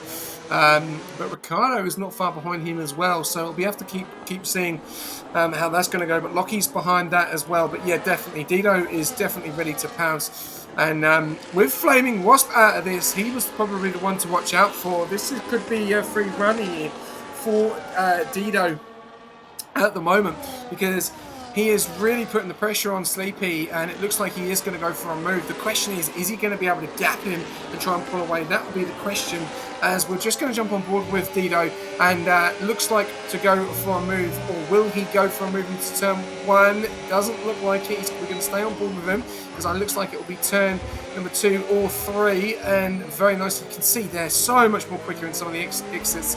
And coming up to the second part of the DRS, I reckon we're going to see a move going on here. Here we go. Sleepy getting a little bit wide there. Getting a good exit out of the corner, though. That's the problem. You need a good exit. Dido doesn't get the best of exits, and he's not going to be able to get the move done this time. So it's going to have to wait for another lap here this time, Jordan. But he's getting closer and closer. But we are starting to see some gaps form, as there is a battle going on in between the Williams, the McLaren and the Aston, as Quasi up in a P5. Williams could be on for a great finish here if they can keep it clean. They struggled earlier on with a bit of damage with Quasi's car, but he's now with a P5 and he's pushing on to Ricciardo in P4. But these guys are on old hards, and the guys behind them are on fresh hards, like Wicked, Kaio, Squash Josh, Legham, Shifty, Whiff and Oblivion. So anything can happen in this race, and we could be seeing another safety car with 32 laps remaining. Yeah, and with this track, especially with the tyres, a 4-lap offset between Dido and Sleppy there. And you can see Sleppy using the tyres to his advantage, as well as his differing lines between the Williams, prioritizing that exit because he knows Dido has that little bit more battery sometimes. And especially with the DRS advantage, he knows he needs to get away quickly. See there, he doesn't take the corner too deep and he gets that good exit and he just runs away with it. He holds him at bay. And Dido, I think, using too much battery, as Sleppy uses that opportunity to just farm the battery. He had 60% there, and he just burns through this straight. And yeah, Dido just can't get past. It's going to be very, very difficult for him. And we could see his teammate or Ricardo maybe get past Dragon and put some pressure on, which would be ideal for Sleppy. Yeah, the question is Dragon is now starting to fall back. He's going to have a lot of defending to do. He is on those 20 lap hards at the moment, and he is going to be on, obviously, the mediums. He's going to be on the quicker tyre. Can he do another, like, 10, 15, like another 20 laps? That pushes him up to 50, and then he can probably go into the mediums, or even another 12 laps pushes him up to, 32. And then he then starts to get onto the mediums. That's going to be the question. It's going to be a big ask. 12 extra laps on these tyres will take him up to lap 43. Then get onto the mediums and then try and get the undercut. But I don't know. He's going to fall way down the pack, and he'll definitely want a safety car. So strategy is definitely going to come into it. Well, however it's going to work. I don't know how it's going to work, but he's on 21 lap hards, and the other guys are under that. So yeah, but we've seen him defend. He's doing a great job, and he's definitely helped Dido out here big time. 1.8 second gap between Dragon and Dido. Dido still cannot get the job done on Sleepy. 24%, 46. So the ERS management of the Visa Cash App is better than the Williams at the moment. He just needs to be careful and just time it and wait for the right moment. Quasi Re is slowly making his way as well as Ricardo goes for the move there and gets the move done. Nice little battle going on here, but the question is, this Haas car is slow and it's making it difficult for Quasi and also Ricardo, Jordan. Yeah, I mean, we just saw them go wheel to wheel here, trying to fight Dragon as well as each other, and into that long straight after turn 5. Quasi just had a bit of a moment with Ricardo, a bit of wheel bumping. No wing damage, but was very, very close to it. And down at the back, Broadstar, he was P2 for majority of the race, and he's down into 16th. Very, very unfortunate for him after the safety car, as Quasi gets the move done on Dragon. And right now we're looking at a Williams double podium, which is huge for them. Yeah, it is. It's massive, especially the season they've had. So they are definitely having a fantastic night. And I reckon we're going to see, if this continues and stays the same, I think we're going to have a bit of a few words that they're going to be very, very happy. And we'll definitely be pushing their critics to the side after this result. But we're going to look further back down because the Aston Martins are doing a great job as well. They're in P7 and P8. The two McLarens in P6 and 5. It's a night for the teams, isn't it, really? We've got the two Williams in P2 and P3. The McLarens in P5 and P6. The two Astons in P7 and P8. The Kicks in P13 and P14. So, yeah, it's a night for the teams. Very, very much indeed. And how that'll play out in the end, whether the driver who's in front of the other gets the benefit and the other kind of helps them out, try and push them away from the rest of the pack. And especially with the Saubers, I mean, trying to use each other with DRS to kind of get up the field a bit more, get some more points from the 15th position cutoff. And Legem currently the fastest man on track with a 132.7. Very, very quick for him. Nicely done. We will jump on board with the onboard of Coyotonic in a second. He is down there in P9, putting the pressure on as well. DRS trains, absolutely. This race has been battling from start to finish. We've not even been able to have a breather and talk about something different. But we'll jump on board with Kyo for a full on board. He is in P9 and he is in a DRS train. which is a difficult position for the Alpine driver to be in at the moment, Jordan. He's got Watanabe in front, who's just out of the DRS today. He's got Squash Josh behind, who has been putting pressure on him all night, and he's got his teammate there in P11. So, yeah, DRS train, not the best place to be at the moment for the Alpine driver of Clay. No, I mean, being in the middle is never a good thing, even on race starts. I mean, you either want to be at the front or at the back, because that's where you can kind of avoid the carnage as much as you can. And I mean, especially with the huge amounts of dirty air that he's going to get, it's going to be very, very crucial for him to kind of carve through the pack as much as he can. See if he can get that burst of pace on the 11-lap old hards, which definitely seem to be doing quite well for him right now, but everyone else around him on similar tyres. However, the two Astons have extended both of their stints a lot. 19 laps and 18 laps for the both of them. And up the front now, Dido and Sleppy running away nearly 5 seconds, and Sleppy nearly getting rid of Dido's DRS.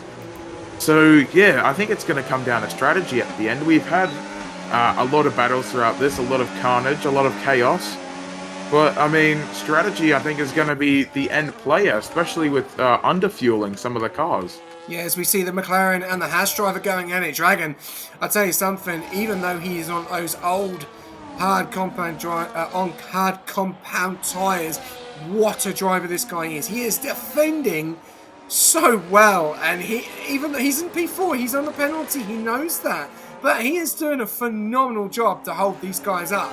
And he is on like double the amount of tyre length here. Yeah, he's probably hurting his race, but he knows if anything happens, he gets onto those mediums, he has a great opportunity of big points. And it's getting frustrating because Lockie and Wicked can't pass him. And we've seen Monaco. Difficult. Oh, it's a bit of a snap there for Wicked. And then Ricardo goes for a move and says, thank you very much. You've made that mistake. I'll take that position. Wicked, big mistake there. And you can't make mistakes here. If you make mistakes behind someone, they will capitalise on it very, very quickly, as they just have, as he does have damage to that front left. But Dragon, at the moment, is doing a fantastic job defending here, Jordan. Yeah, I mean, the difficult part of this track is definitely DRS and trying to get away from other drivers, as Lockie and Dragon are still going wheel to wheel throughout majority of this lap. And we're heading into the final corners, very, very fast corners to the main straight, and we're still wheel to wheel. Unbelievable from Dragon on 24-lap old hards. He's definitely ruining his race here. Especially with that 3 second right now, he is going to fall miles and miles behind. But then again, maybe waiting for a safety car. You know, street circuits are always unpredictable. And also maybe extending as long as he can to have that burst of pace on fresh and mediums compared to the rest of the grid. And seeing what he can get done at the end as he picks up another 3 seconds. So that is 6 for him. Which is very, very unfortunate for him after we were just talking about his strategy there. So yeah, the only driver with penalties. And Broadstar, he is miles behind, as you can see on track map.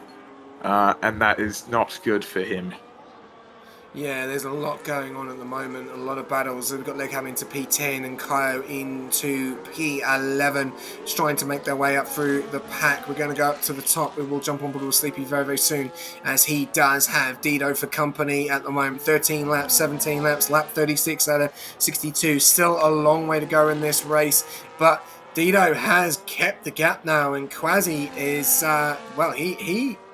Williams are in prime time. 4 second gap between him and his teammate, and a 5 second gap between Lockie and Quasi. So the gaps have now started to form, and the Williams can relax. They can relax. They know 18, 17 laps on those hards, and Sleepy is in control. But yeah, the gaps have now started to form, Jordan, as we are on board Sleepy. And is Dido going to make a move? He's 4 lap older tyres than the leader. I don't think so. I mean, on board with Sleppy there, you can see how much battery he's just farmed up at the end there. And I think that's what he's been doing for the past couple laps. Just farming up the battery as much as he can, and he just holds Dido at bay. Dido can't get through, and he knows if he farms too much, he's going to fall too far behind. So, kind of at a point here where Sleppy's got the very, very large upper hand.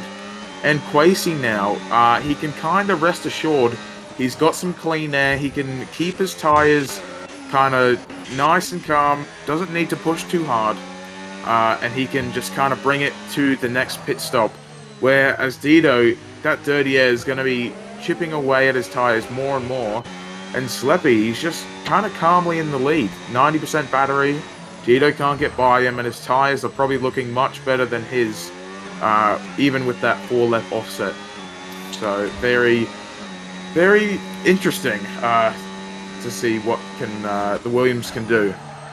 Yeah, and driving on gun as well, so not using any of the battery, maintaining that battery as well. Dido using that battery, low on battery as well. So yeah, tough going at the moment for Dido. Can't seem to get that job done. Quasi though in P3, 4.5 seconds behind Dido, and a great night so far for Williams. Lap 38 and 62. Yellow still flashing up in Sector 3. Thank you very much, EA. Still haven't fixed this game. Lovely to see. We can probably talk about a few other things now. Thank you very much to everyone joining in. Remember, tomorrow night we've got Division 5, where you will be joined by, obviously, Dido, and I'm trying to think who else will be in the comms box. So you don't want to miss that. Then we've also got Division 6 on Tuesday. And then we've also got Division 3 on the Wednesday, the last one of the week, before we head over to Miami next Saturday. We've got the reserve program on Thursday night here, so if you do want to tune in, also full-time drivers are allowed to tune in for that as well. Remember to jump on board and get amongst the comments, SRC setups, follow the link, get amongst it, and also if you need anything like, Flaming Wasp may need a new wheel, so feel free to jump on board with Pagnian and get amongst the comments as well.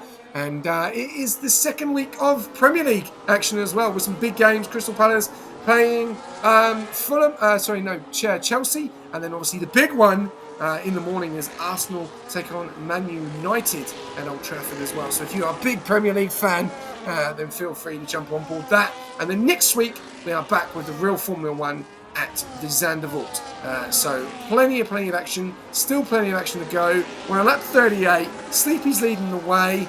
Is it over yet? We'll have to wait and see, but at the moment he's still not got past him, Dido. Sleepy doing a great job, Jordan. Yeah, definitely.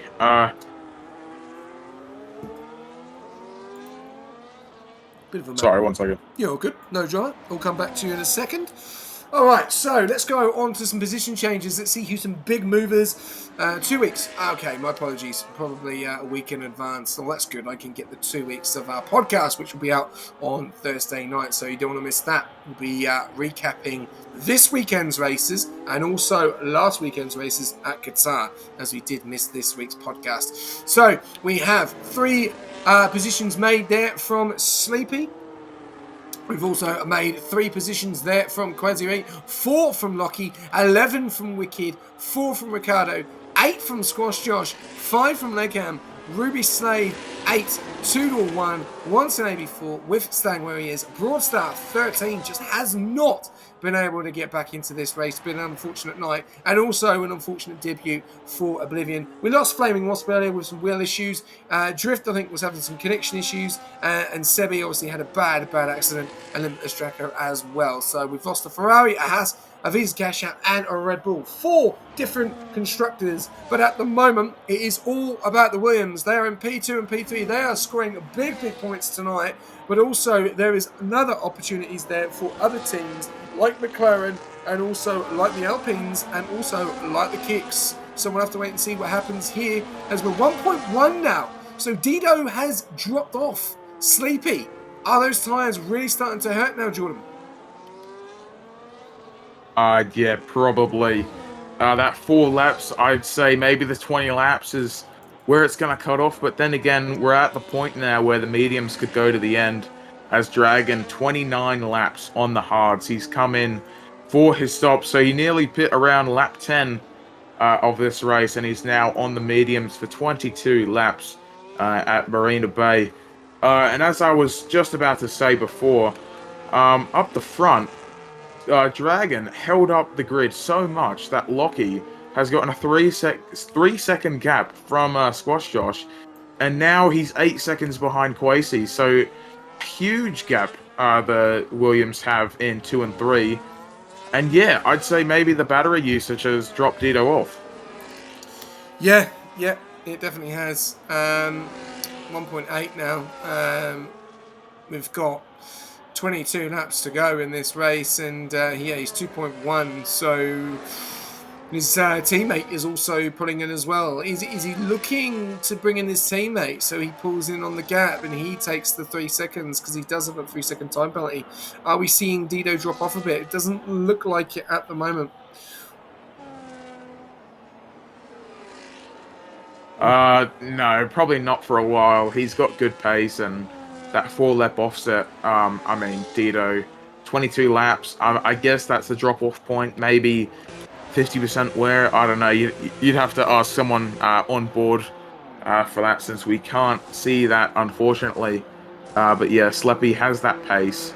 He got very lucky with that safety car that kind of gave him that P2 restart, and now held it to P1. 2 seconds, and Quasi actually, he's gaining a little bit on Dito. He's got a 1-lap offset, but maybe he has that little bit more pace. And Quasi, the second driver, with 3 seconds to his name. And yeah, very, very interesting throughout the grid. The Alpines actually having a decent day. Yeah, no, they are. We wouldn't have thought earlier on. Obviously, Kaya looked like he was struggling early on, and he's down there in P9, and they need the points. It's been a tough start for some of these teams. Kick leading the overalls obviously had a very, very tough night with down there in P11. Tudor down there in P14. But Tudor doing a great job. Not his division. Both of these guys reserving up though, so not their division. So they are doing the best they can, and they are at the moment in the points. So for them, I would say that is a result.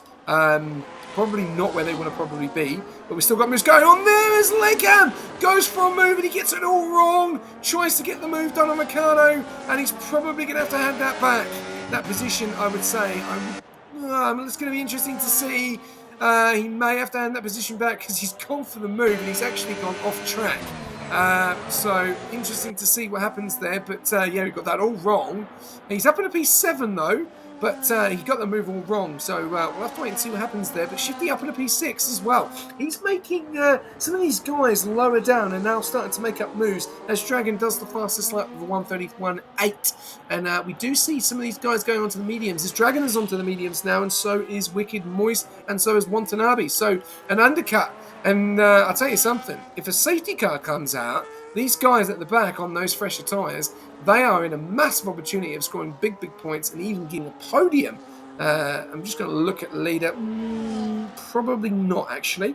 There's 38 seconds between Dragon and P1. So, no, some of these guys are a little bit too far back, Jordan, to really make up positions. But they'll be in an opportunity of, if there is a safety car, being back in with it and being very, very close to everyone yet again.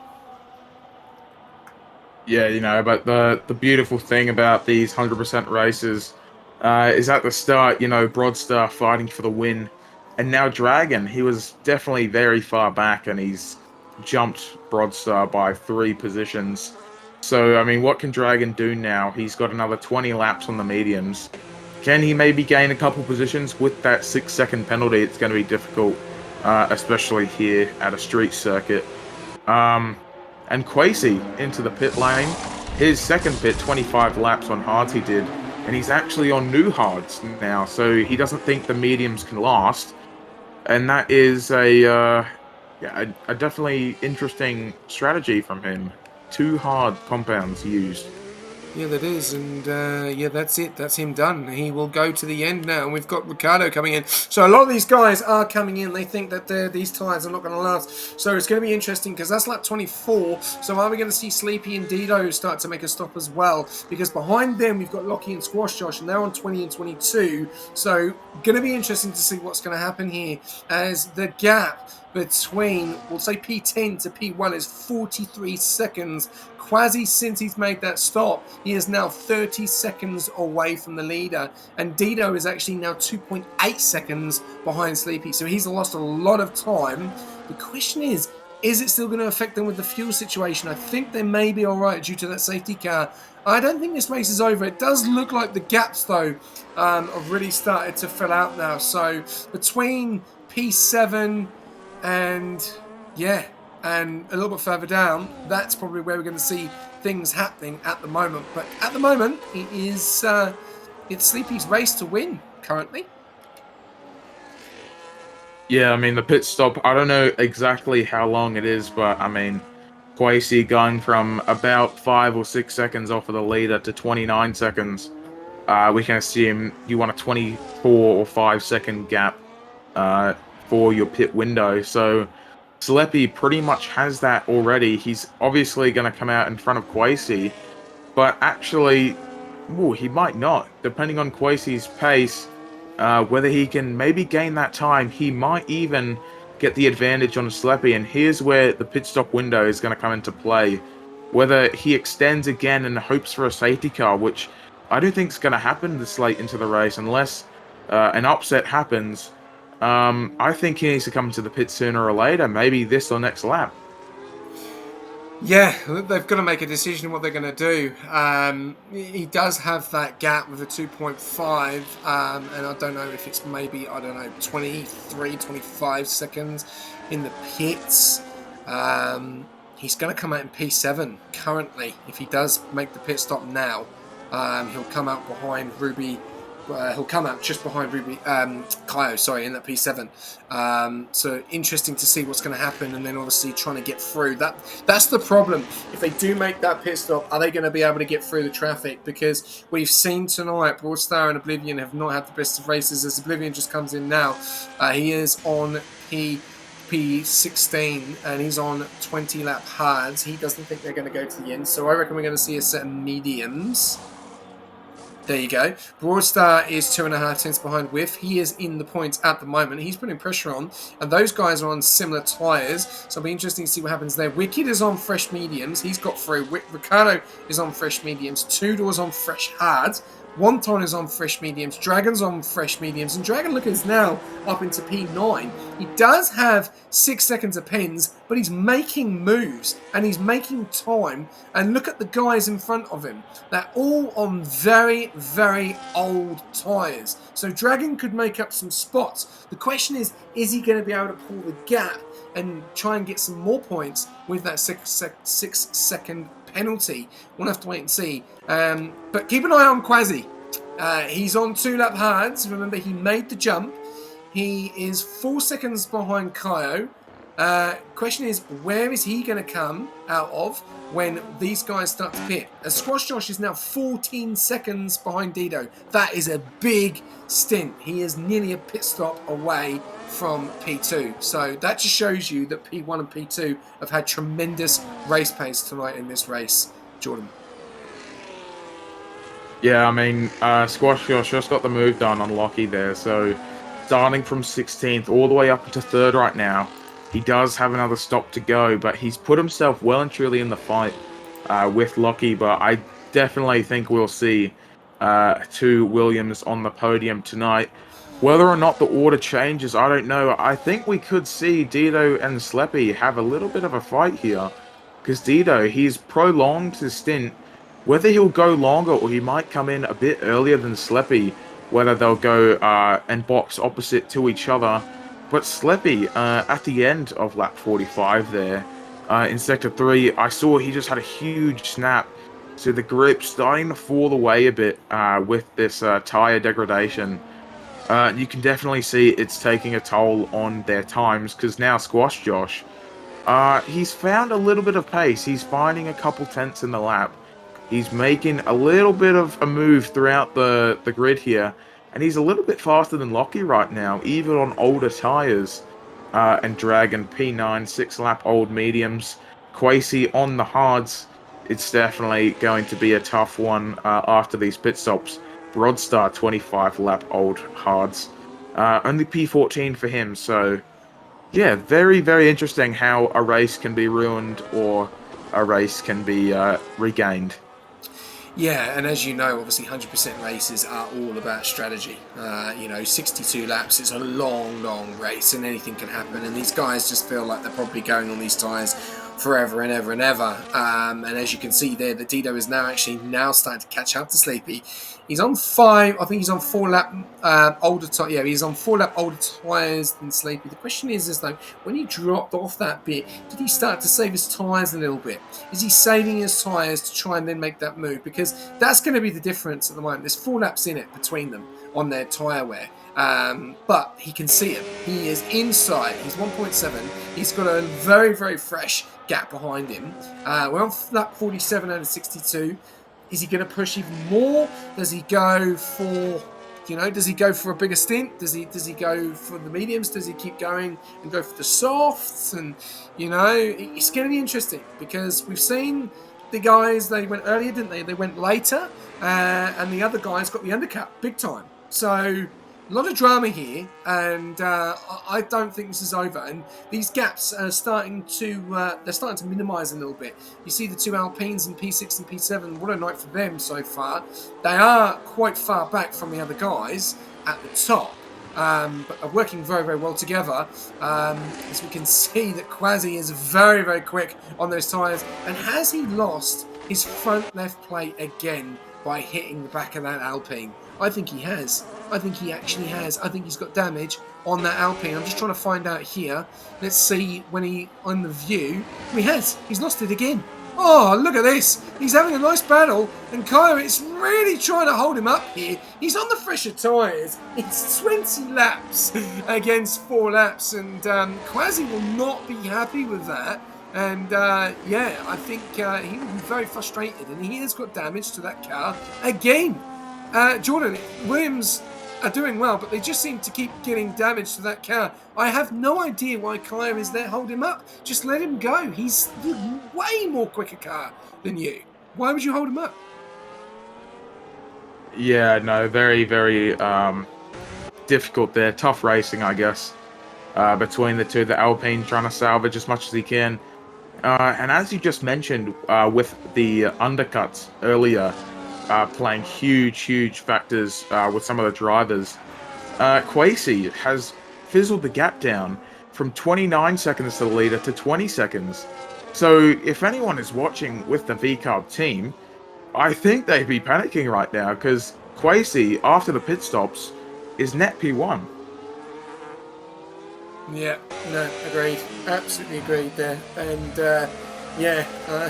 I haven't put many onboards in tonight as it has been quite, it's been good racing. It's been a better bang wheels. There's nothing too bad. We've seen 2 onboards tonight, and Shifty Wizard gets it all wrong there coming out the exit of the hairpin.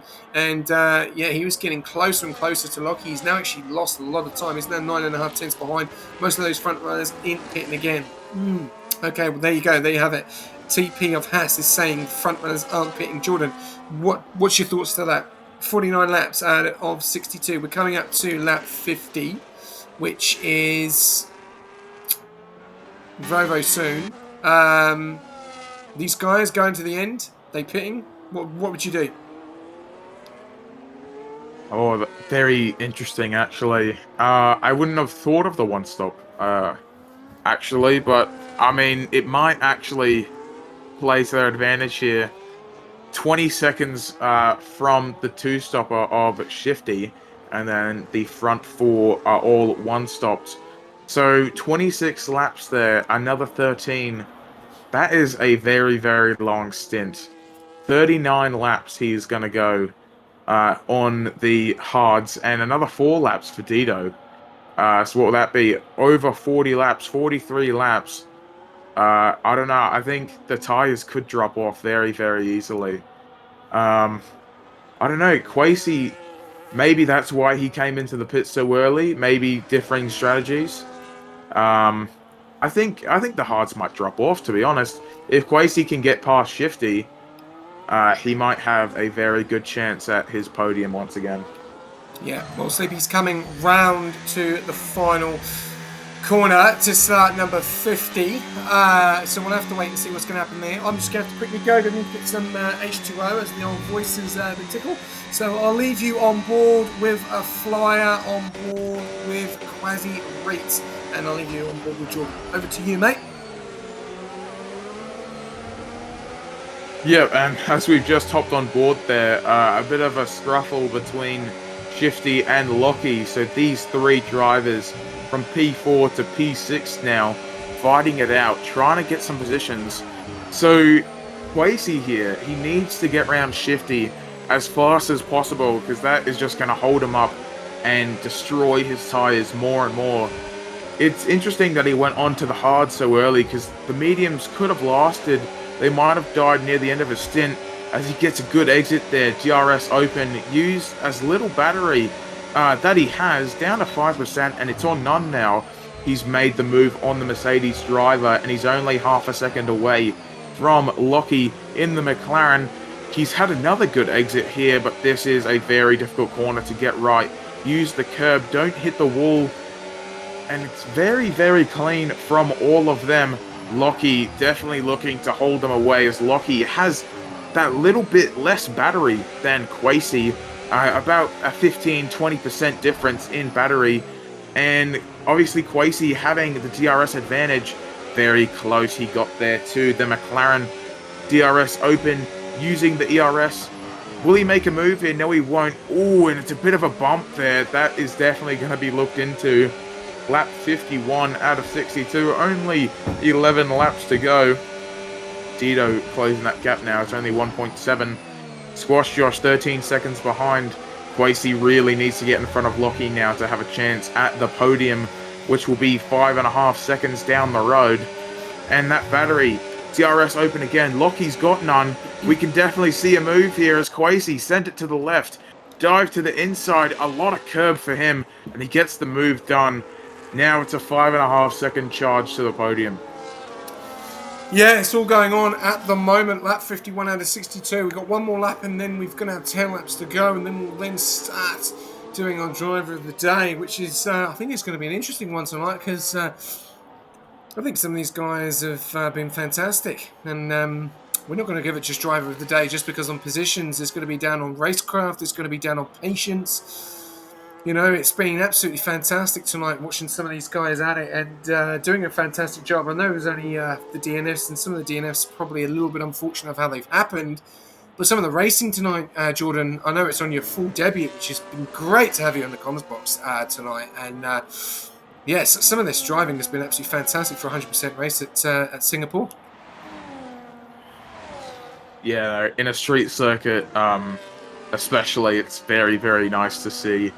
I mean, Quasi definitely up there for driver of the day, but a bit of incidents. He's had a bit of wing damage, a bit of questionable moments, as we just saw there with the move he made on Lockie. A bit of bumping, a bit of tough racing. At the end of the day, no damage inflicted. Maybe a bit of time lost to the driver, but I mean, he's definitely been a strong driver tonight, and he's already closed the gap by a second. Up the front, Sleppy, a very, very dominant drive for him. Definitely in play. Dragon in the Haas. He's had a wonderful drive tonight. Good defensive driving. Good attacking driving. As he has a moment there. As I just jump on board with him. And he loses out to the Alpine. A great drive, but just a bit of a moment into turn 2 and 3. And he's down a position. So very unfortunate for him, including the penalties. But yeah, very, very dominant drives between a lot of drivers today, and Lockie loses out to the Mercedes. Yeah, he's Lockie going very wide there, and having damage to that front right as well as Shifty. Does Shifty? I'm just trying to see if Shifty's got damage on that Mercedes as well. Let's have a look. Josh doing a fantastic job in that P3 as well, really pushing on as well, and yeah, no, Shifty's got everything in to that car. 3.5 seconds to Quasi Reitz at the moment, who does have that 3-second time penalty Can Quasi catch Squash Josh by the end of this race? As Legham gets a 3-second time penalty down there in P13 on those hards. And we've also got a lot of these guys, I reckon they're going to the end on those old tyres. We can see here at the front, this 1.5 second gap between Sleepy and Dido is quite interesting to see, but we've got battles going on in the closing stages of this race, and we've seen this happen before. We've seen a lot of action, and then it starts to dip down, and then we can start to see full action going on, because all these guys are getting very close to each other on very, very warm tyres. You've got 30 at the front, you've got then 34 in P2, 32 in P3, 10 in P4. I'm sure that Quasi is going to get to the back of Squash Josh very, very soon. He's going to be flying on those tyres. He's burning as much ERS as he can as well, and he's trying to catch up as quick as he can. We've then got Shifty on 31, you've got Lockie on 30, and Dragon is on those 13 mediums. And he could be a one to watch out for if he can make a gap with that 6 second, Jordan. That's going to be tough for Dragon to make a 6 second gap on Lockie and Shifty in the closing stages of this race with 9 laps to go. Yeah, no, it's going to be very difficult for him right now. I mean, he's looking at a solid P8, which is great for the Haas team. I mean, up the front, Quasi chasing Josh. It's a bit of a reverse from Qatar. We saw Josh on the softs very late, trying to catch the Ferraris, maybe split them up on the podium. And this time around, the Williams chasing Josh to try and get himself on the podium, as Whiff picks up a 3 second. Shouldn't affect him too much with Oblivion being quite far behind. But yeah, 35 laps on the hards, another 8 laps to go. That is a huge stint for him if he can make it work. 1.9, they're still very competitive up the front. One mistake and either could be handed the win of the race. And I think our 1-2 might be sorted. Yeah, it does look like it. It's been a fantastic drive from the front 2 and also the front 3 as Dragon tries to go for a move there but gets it all wrong. We're a little bit further back down. We've got Ricardo and Wicked Moist going at it as Ricardo into P11 and Wicked Moist in P12. Going a little bit further back up to the front, Quasi 1.1. He is there. He just needs to get past him. The question is, can he do it? Dragon is now trying to make the move on Lockie. There's moves still happening in the closing stages of this race. 54 laps out of 62. Dragon is trying to get the move done. We saw earlier, a bit of a smack with the tyres there, but he gets the move done. I don't know if it's clean. We'll have to wait and see. I think that maybe looked at. There might be a lot of reports coming through. We'll have to wait and see what happens. He's up into P6. Now he's going to be pushing on to Shifty Wizard on lap 14. We did see earlier on, though, Jordan, these guys did come in on lap 15 on the mediums. So our Dragon's tyre is going to be cooked before he even gets to the end of this race. That's going to be the biggest question. Well, yeah, especially with that 6 second, I mean, still looking at P8 with those penalties, unfortunately. But now, Quasi, he's 6/10 away from Josh now. We could see a move through here. But Quasi, he has got no battery compared to Josh's 40 or so percent. He's got the DRS advantage, but this is going to be tough for him. He needs to farm that battery while keeping into the DRS of Josh. And I mean, yeah, very interesting. Driver of the day. Sleppy, he's had a bit of a questionable couple overtakes. He put someone in the wall earlier on. We saw that. Quasi has had a couple bumps and scratches throughout his overtakes as well. Josh has had a great recovery drive. P16 to P3 as of now. Can he defend Quasi? Yeah. What are we thinking? I don't know. We always get this wrong. There's always, these guys think there's always a criteria behind driver of the day. Obviously, the game just gives it to the people that make the most spots. So obviously, the game would give it to between Squash Josh and Kaio.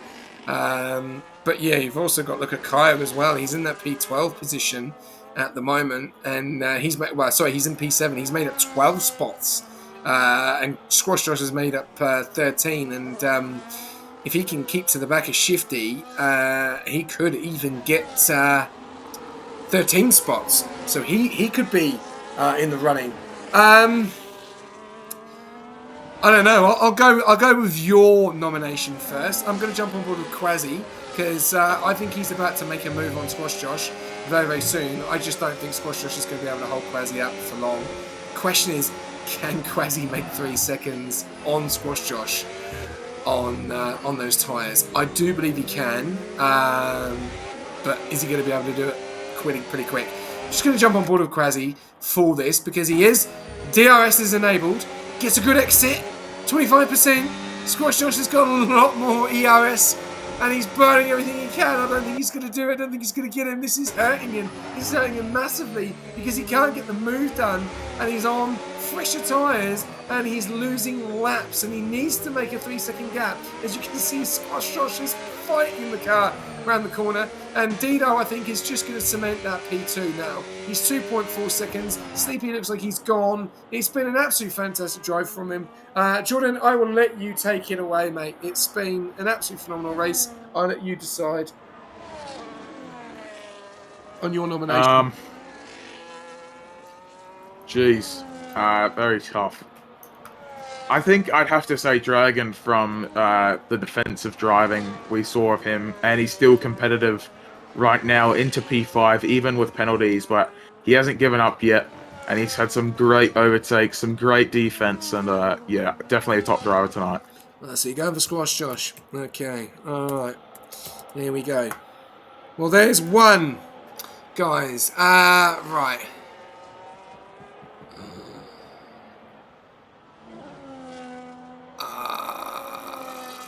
This is tough. This is tough. This is tough. Oh, bit of drama. Squash is in the pits. Oh, Quasi's. Whoa. Quasi too. What's happened there? Drama here in the closing stages of this race, and we've seen 2 of the guys hit. Josh is in the Quasi's front wing. Quasi had no front wing. Oh no. Oh, Josh is. What did we miss? What's happened? What has happened there? Dragon's P3. Do you still want to go with Squash Josh because he's now down to P11? Oh, I think we've got to go Dragon now. Jeez. With the 6 seconds? I mean, the 6 second is definitely a bit of a... I'm going to go Dido. Dido's been absolutely fantastic all night. I think Dido and Dragon. Dido and Dragon, yeah. Alright, we're going to go Dragon and Dido. Okay. There we go. Dragon and Dido are your nominations for Driver of the Day. There we go. So, I'll put my vote in. There we go. And let's see what happens. I cannot believe what we've just seen what's happened. Lap 57 out of 62. Squash Josh in P3 had a massive opportunity. Quasi Reed is out of this race! Quasi Reed is out of this race! And there's a safety car! Oh my god! We may have to delete that because Dragon is going to fall way down the pecking order now with that 6 seconds. We're going to delete Driver of the Day. Yeah. We're going to delete Wow, Driver. that is... We're going to delete it. That has thrown it, and he got a 10-second in the pit lane. Oh. How do we delete? Alrighty, well... Yeah. We're going again. This is very interesting. We're going again. We're going Driver of the Day again. Right. We're going again. Alrighty. Well, Dragon picked up a 10-second, so... I'm going to go Dido. And here you go. Ooh. Who are you going for? Ooh. Hang on, let's have a look at the position changes. 14 positions gained. We might have to go Kaio. Alright, we're going to go there. We're going with that. Are you happy with that? Happy with that vote? Yeah, I'm happy with that. Alright, we'll go with that. Dido and Kaio. Who are you voting for? Who's your vote? I'll vote mine, and there we go, and you vote yours. There you go, I've done it. There we go. I cannot believe we have seen so much in this race. I cannot believe Quasiri is out of this race. That is absolute drama. Absolute drama. And I can't believe what's happened early on. And Squash Josh now down into P12, pitting for the softs. The question is, these guys have got to pit in front. They've got to. He's got a 48-second gap. Dido has to pit. They had, Well, yeah, he comes into the yeah, pit lane. Sleepy's coming Yeah, in. they are coming in. Sleepy's coming in. 39 laps on the hard tyres. Oh, I can't believe this. Sleepy will Very, be very fuming. interesting. Sleepy will be fuming. Oh my god, guys. If you have just tuned in. Well, by... Like, sorry. Carry on, Jordan, sorry. well, how the game works, 58, or lap 59 now out of 62, it has to restart with 2 laps to go. So the drivers very far behind might not even get a chance to catch back up to the pack. This is throwing a spanner into the works. Wow. We could just have a two-way battle between Tito and Sleepy for the win. Here, because Dragon is 51 seconds behind. We're surely going to catch up to the safety car. I'm like looking at like probably here, Legham and Squash Josh. They are miles behind.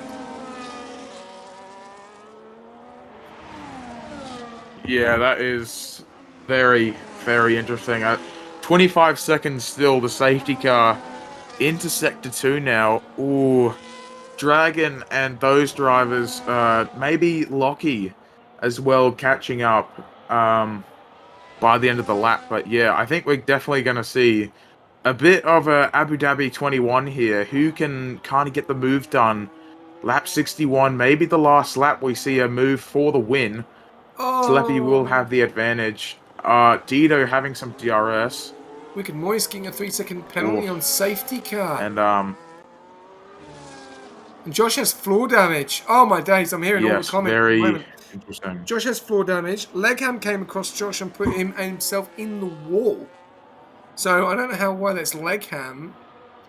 I don't know what has happened here. This has changed so much. And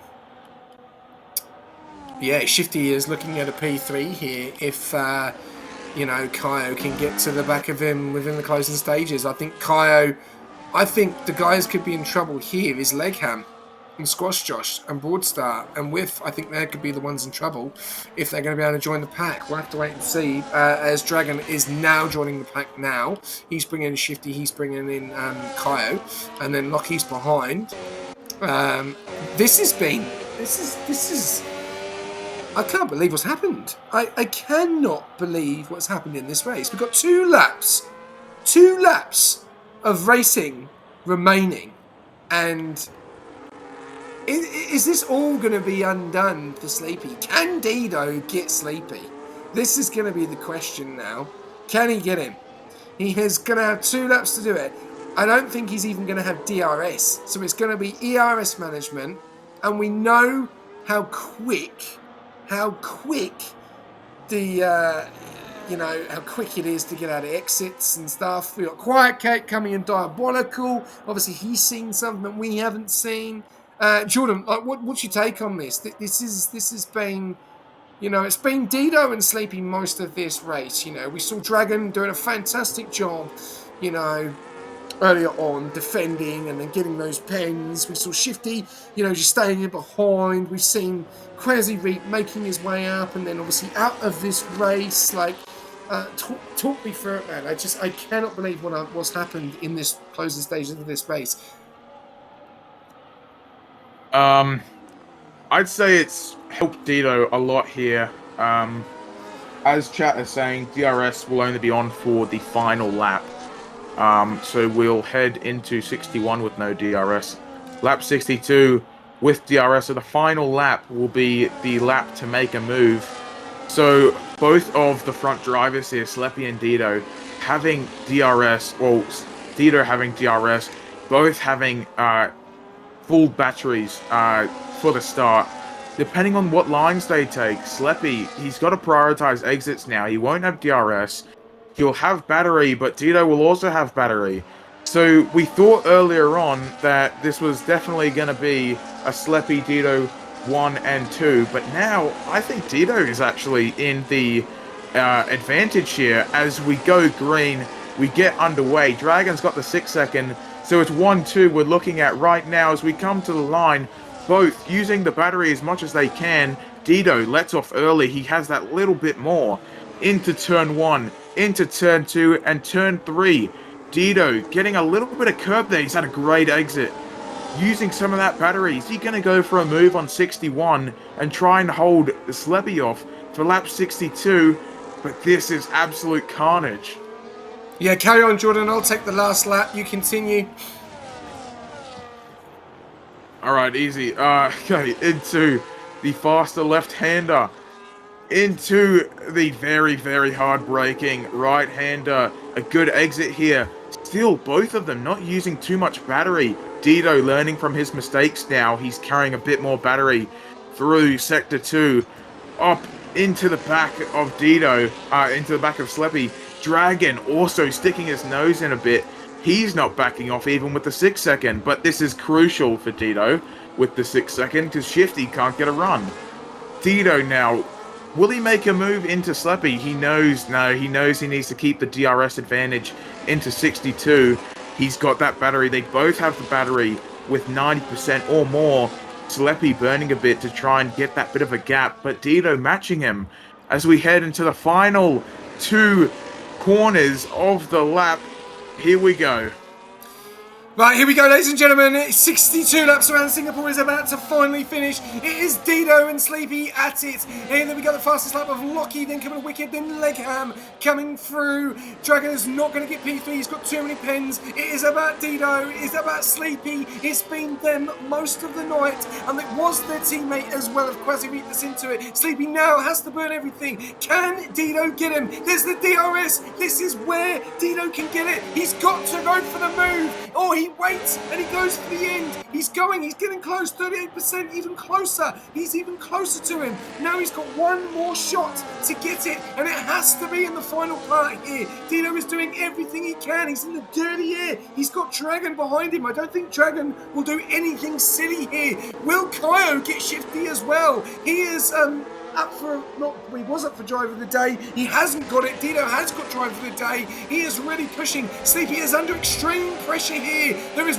one more DRS zone after this. Coming into the hairpin. Dido takes it very nicely. He's got the ERS. He's got the DRS. It's 74. Between 74, they're on the same amount of DRS. He needs the better exit here. This is it. He has to go for the move. Will the Williams try to get it? He's burning everything. Sleepy's burning everything. He has to go for the move on the left. He has to go for something. He has to go for a switch. He has to do something. He's gone for it. He's gone for it. Is he going to go for the move going into turn number 1? No, he doesn't. Sleepy is going to hold on and Dido is going to take P2.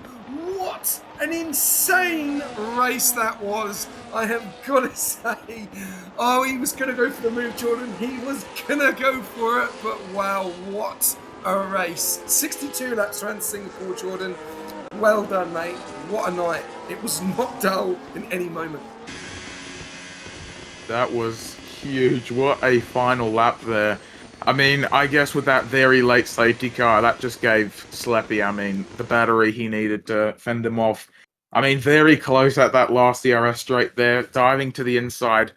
But nothing could get done there. He tried to go for a bit of a switchback, maybe wheel to the line, but Sleppy kept it clean, prioritized his line and his exit, and he got the job done. A very, very deserved win for him. Yes, indeed. And I can't bloody tag him. Oh, there we go. It's this one, that's why. And then we've got Dido. And then we've also got, I think it was Shifty Wizard that was on the podium there as well in the end. So great drive from him. We'll just get these guys to jump into the comms box as well. What an end that was. There a lot of drama going in there. Great race. Dido sold. Well done, boss man. There you go. Very, very happy. Williams there. Okay, right. So we've got Sleepy race winner, fastest lap, Legham. Driver of the day was Watanabe for the game. Most overtakes. I can't remember. It was went too quick. I've got to get these results very quickly. So Sleepy takes the win. Then we've got Dido, Shifty Wizard, then Kyle, Lockie, Watanabe, Squash Josh, Tudor. I'm going to have to scroll down very quickly because I don't want to lose them. Someone's pressed ready up. There we go. We lost Limitless. Fastest lap as well. Going to Legham.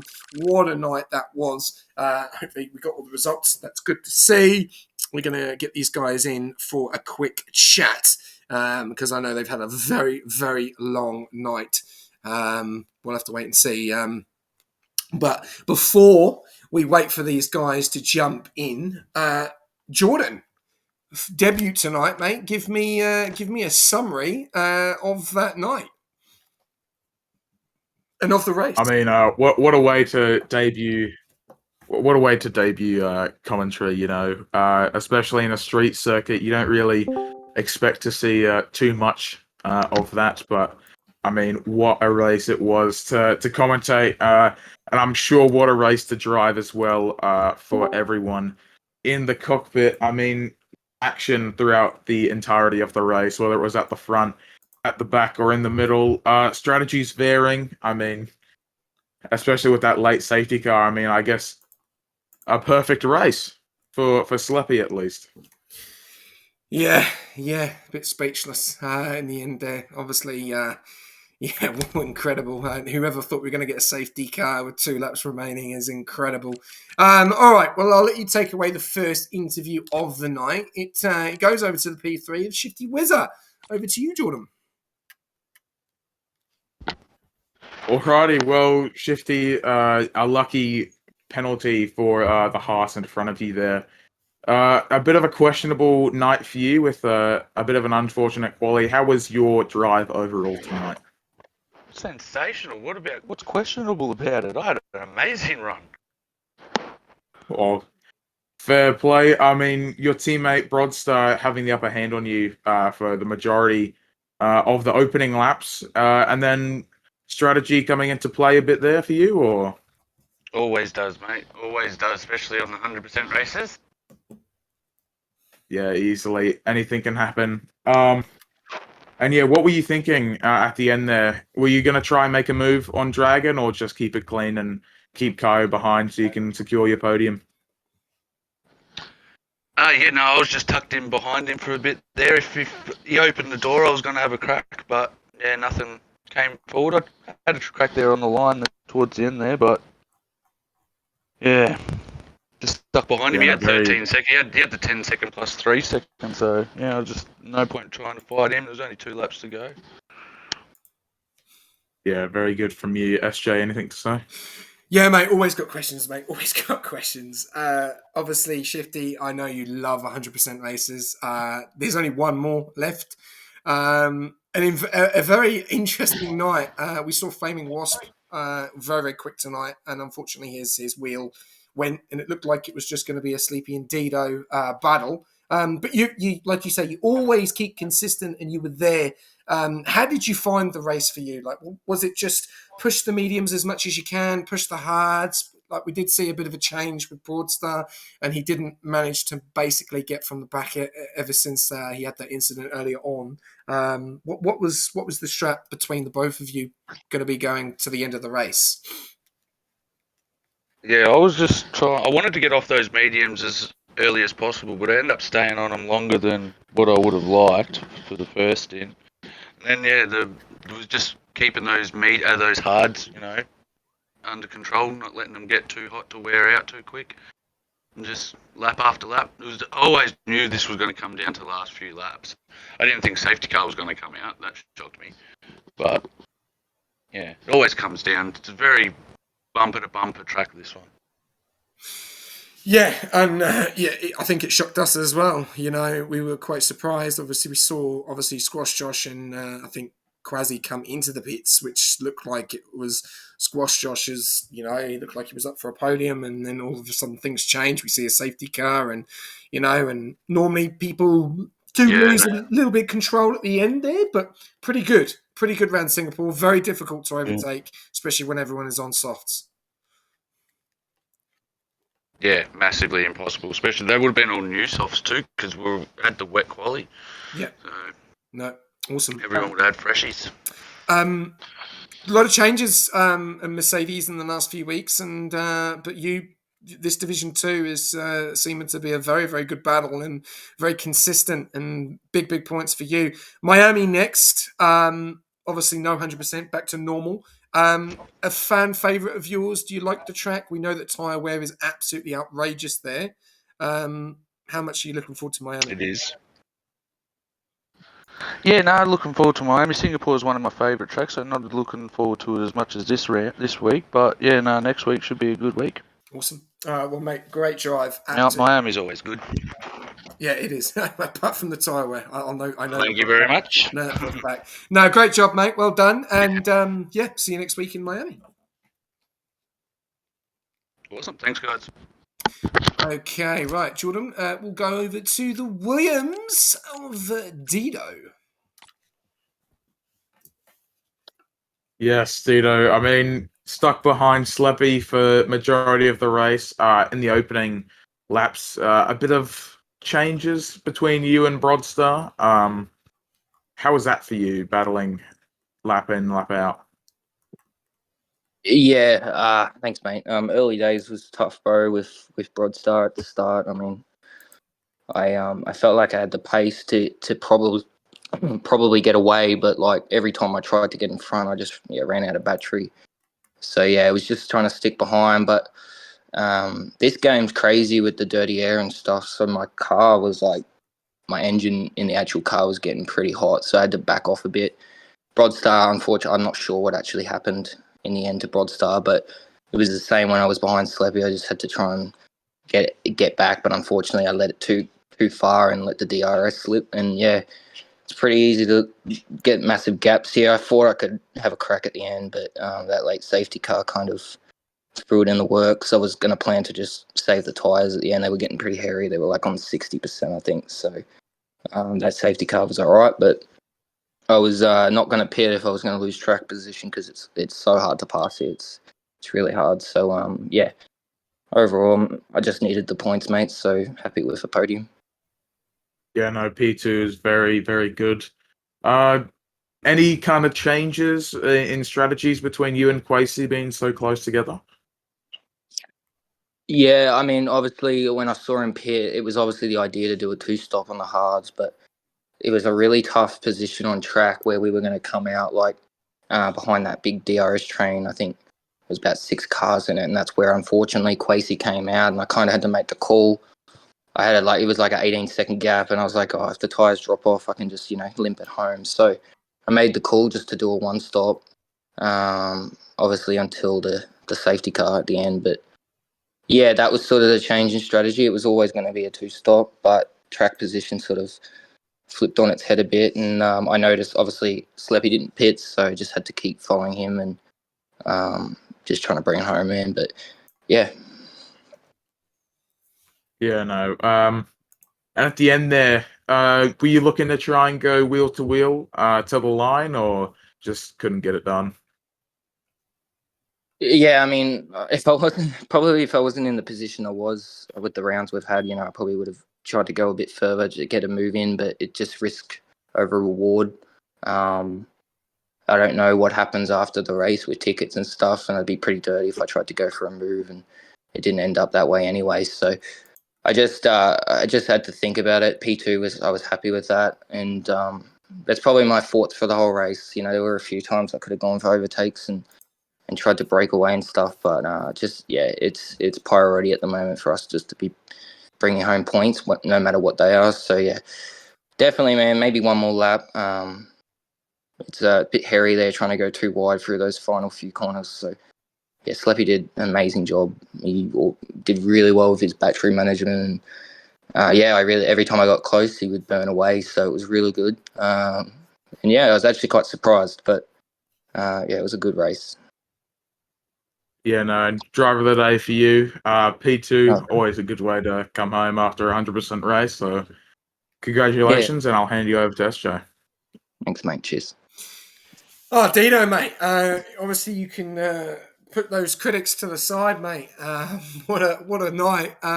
It looked like it was going to be a Williams night, unfortunately, but Quasi, unfortunately, out of the race, which was a bit unfortunate. It was 4 laps between yourself and Sleepy earlier on in the race, so you were playing a little bit of catch up. You knew that he did have those fresher tyres. Were you saving battery? Were you saving tyre wear to try and get, bit of a last, before even the safety car was to come out, a last hurrah at the end? Or did you just know, I'm not going to be able to catch him on these tyres? Yeah, it was all over the place with who was on what tyre. Obviously, with those safety cars we had, it wasn't like the normal strategy everyone were on. I actually thought me and Sleppy were on normal, sort of similar strategy, but when I sort of noticed my tyres, like the right and rear starting to get up to 60, I sort of had to make the call, like I don't want to pit again, so I'm just gonna slow up a bit. I actually managed to reel that in, but Quasey behind me before, unfortunately, it all reeled in. He was reeling us in by like a crazy amount. He's setting some really fast times. He was looking like, he was going to be right on the tail at the end, but it just didn't go that way, unfortunately, for him. And some things happened, and I'm sure that will be sorted out after. But once that safety car, I was like, all right, it's game on. Like, no more saving tyres, obviously. But I didn't really think the win was on the table when Sleppy was sort of on that 2-second range. He just seemed to have better tyres, better battery management. Every time, like I said before, every time I got close, he would just get away again. So, really hats off to him. I had to prioritise just, P2 at early days in that race, I think, mate. Yeah, and we'll talk about the last lap because no one ever thought that we were going to get to 100% race and it was going to go to a safety car and we were going to have an amazing sprint race to the end. And obviously, a different track, it might have been a different day, but as we know, Singapore is very, very difficult to overtake. So take us through the last lap because obviously 61 was just basically gearing up for 62 and you didn't get a good exit going into the first DRS zone, but you nearly got the switch in the last couple of corners. Like, take us through. Was it even in your brain of trying to go for a move on the last corner of that corner? Because he moved over and put it into none, and you were going to go for the switch. And you were nearly side by side going into the last corner. We've seen Lance Stroll bin it in quali. I don't think I've ever seen anyone go side by side in the last corner. Was it at the top of your head? I mean, everyone wants to win, man. Like, don't get me wrong. But I was the sole car on the grid. So when I tuck my nose up on the inside like that, and you just see in that corner come flying towards you, and there's not much space there, man. It requires pretty much maximum like teamwork from both drivers involved to get an overtake done. I've never really seen one work properly, but yeah, man, just made the call. As soon as that nose went up the inside, I was like, nah, pull back in behind him and just cop the P2. But one more lap, I reckon, I felt like I had the pace. Those tyres, though, on the hards were just too far gone, but those softs were great, obviously. But yeah, man, it was bringing the car in. Obviously, when Quasey DNF'd, you have to really, you think, okay, I'm the only car on the grid now. So it's big priority just getting the car home, man. So definitely didn't think about that once I saw what was going to happen. Big points, mate. That's what it is. You've obviously had a very, very tough time to the season, but things can change. You've seen the overalls. It's been 3 different teams in the space of 3 weeks. And obviously we're going into the 4th week, which is this week. And then obviously next week. Miami's next up. Is it a track you enjoy? As we do know the tyre wear, and I will probably say it to everyone, tyre wear is absolutely extraordinary there. Are we going to see the same performance next week? Oh, I hope so, man. I hope so. Quali seems to be going well for me lately. So just getting the races together, getting out of incidents early, and a bit of luck come our way, obviously. And it has happened in the last 2 rounds, so in Div 2 mainly. But man, I like Miami. I've done well before there. So, but it's one of those things you don't know until you go there. I mean, there's some pretty daunting parts of that track, especially the real tight last sector, when that can cause all sorts of issues. But just take it race by race, mate. We got a lot of work to do. Just keep focusing on ourselves, and that's all we can do. Yeah, you've got to be absolutely chuffed with that, though. And then obviously you had your team in there a lot tonight cheering you on, which is really, really good to see. Well, Jet, Keeper, and then some of the other guys as well. So, no, great job, mate. Absolutely fantastic drive. Obviously, you did get driver of the day. It's an extra point. And yeah, you should be very, very happy. And it was unfortunate to obviously lose your teammate, but you go again next week in Miami. Yeah, thanks, mate. Thanks for the comms. Well done, Shifty and Slappy on the podium. And yeah, I'll see you all next week. Awesome. All right, we'll go over to our winner of the big 100% race at Singapore, Sleepy, and it's over to you, Jordan. Yeah, Slappy, very, very dominant drive from you. After a bit of a quiet opening couple laps from you, just sticking it behind Dito, and the others battling it out on the podium. And then that late stint with the safety car getting you the net P1 there. What did you think of that? It was alright. I mean, basically, it wasn't ideal in the race start. I was running low wings that whole race. I couldn't feel any comfortable on high wings, so I was like, oh, well, here it is. So hopefully, Cooley went well, which it did. And then just stuck behind the Williams, basically. And then, yeah, they all started the box in front, behind. And I was just like, I will just go as long as we need. If they catch me up, then I'll just box, and then we're basically back on the same strategy again. So that was the game plan for the race, is just to go as long as we can, get that safety car, or yeah, just do the long one stop basically. Yeah, no, very, very strong from you. And that safety car proving it worth to stay up for that long. And then after the safety car restart, kind of fending off Dito with your battery strategy there, kind of farming until you needed to burn. Did you think Dito was going to get past, or? I don't know. He always got to that 4 to 5 attempts, and then he just couldn't get near me. I didn't know what his game plan was, but as I found out in the first 10 laps, is that if you're stuck behind someone that power unit is overheating, and then your straight line speed is also not helping. So I was just like at that rate, I was just like, I've got low wings. He's getting worn tires, burn his ERS. Was it overheating? I was just like, we're chilling.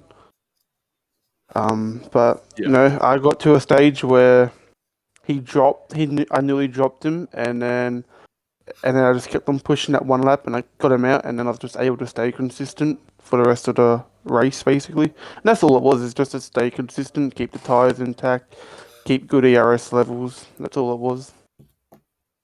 Yeah, and going to the end there, you're on, I think it was 34 or 35 lap old hards before the safety car at the end. Were you worried about the tires kind of dropping off and maybe losing out to Dito, or?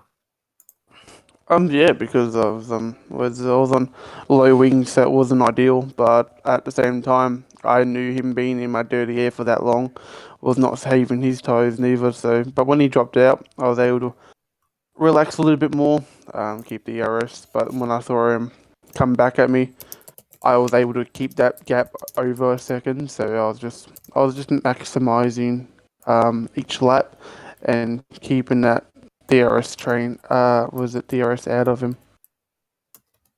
Yeah, and then the safety car restart on fresh softs, Dragon just behind you in P3, kind of holding off other drivers from getting into the mix. Did you have a game plan at all for that final lap there to defend, or just pray? Pray. I got 2 track limits in the first 3 laps of that race, so 59 laps I was racing with not track limits again. So I was like, if I keep the wings how they are, I'm gonna track limits, but I had to go for an understeery setup on that final safety car restart, which wasn't ideal, but it was the only way to make sure I didn't get a track limits penalty. Yeah, and the end there, at the final DRS straight with Dito kind of trying for a switchback or maybe a run to the line. And you kind of moved off to the right. Was that a bit of a strategic play to keep him on the outside so you had the beneficial line? Well, my goal was just to stay in the middle of the track. The whole way up to this today, I have not been good in that that final chicane. I cannot keep the race, so I was just like, if he goes for the outside, I might be able to hold on. If he goes for the inside, it's gonna be iffy.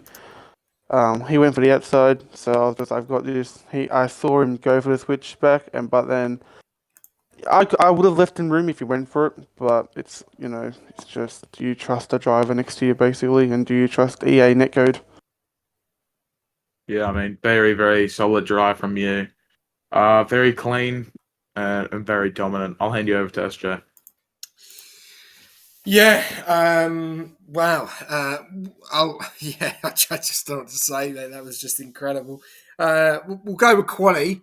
You didn't like that wall. I know that for a fact. Obviously, it didn't go to plan in the quali at first, but the race when it dried, mate, what a night. Obviously, you had 4 laps better tyres than Dido, so you obviously had a massive opportunity and a better advantage. But it just seemed to keep dropping down and then increasing and then dropping down, and then obviously the safety car, which I don't think anyone thought that we were going to see that. But holding on to the lead as well when you've got everyone behind you on softs is incredible. And no, I don't really have much to say, mate. Just 2 wins to your season. Fantastic work for yourself and Visa. Yeah, obviously Miami next. Which is incredible. Yeah, look forward to seeing what you can do there. And how do you feel about Miami? And this is going to be massive motivation for you that you could be you could be a championship contender. It is motivational, like motivation going into the next couple of races. But how I see it is that Saudi was a very good track for me, and I loved Saudi, and I feel like I had the pace. In Monaco, I can't deal with high downforce, and somehow won. Qatar, I felt good, didn't end well, and then back at Singapore, another track that I did not expect to do well is that I've came out on top, just doing the right strategy and the right overtaking people at the right time, basically. So it's good to win. It's good to battle these guys. Also, it's very exciting. Um, Going into next week, I don't know if I will be here. The plan is to be here. Don't think I will be at this rate. I barely got here tonight, and I'm glad I did get here tonight. But just having Dido and Quasi, behind you on that restart, getting past Dragon, which had very old tires. Having them behind you for 39 laps, it's not ideal. You're doing quality laps after quality laps, basically, and that's what I was doing. He was always in my DRS. Every time I tried to get him out, he was always in it. I could not get him out of it. So basically, I was just like, if I can save my ERS for every straight, he can't overtake me. Just get good exits. But yeah, no, basically, it was a tough race, because that second stint on them hard felt so long. I felt it was, lap 40 and it was only lap 30, so I was just like, it's a long night. It is a long night.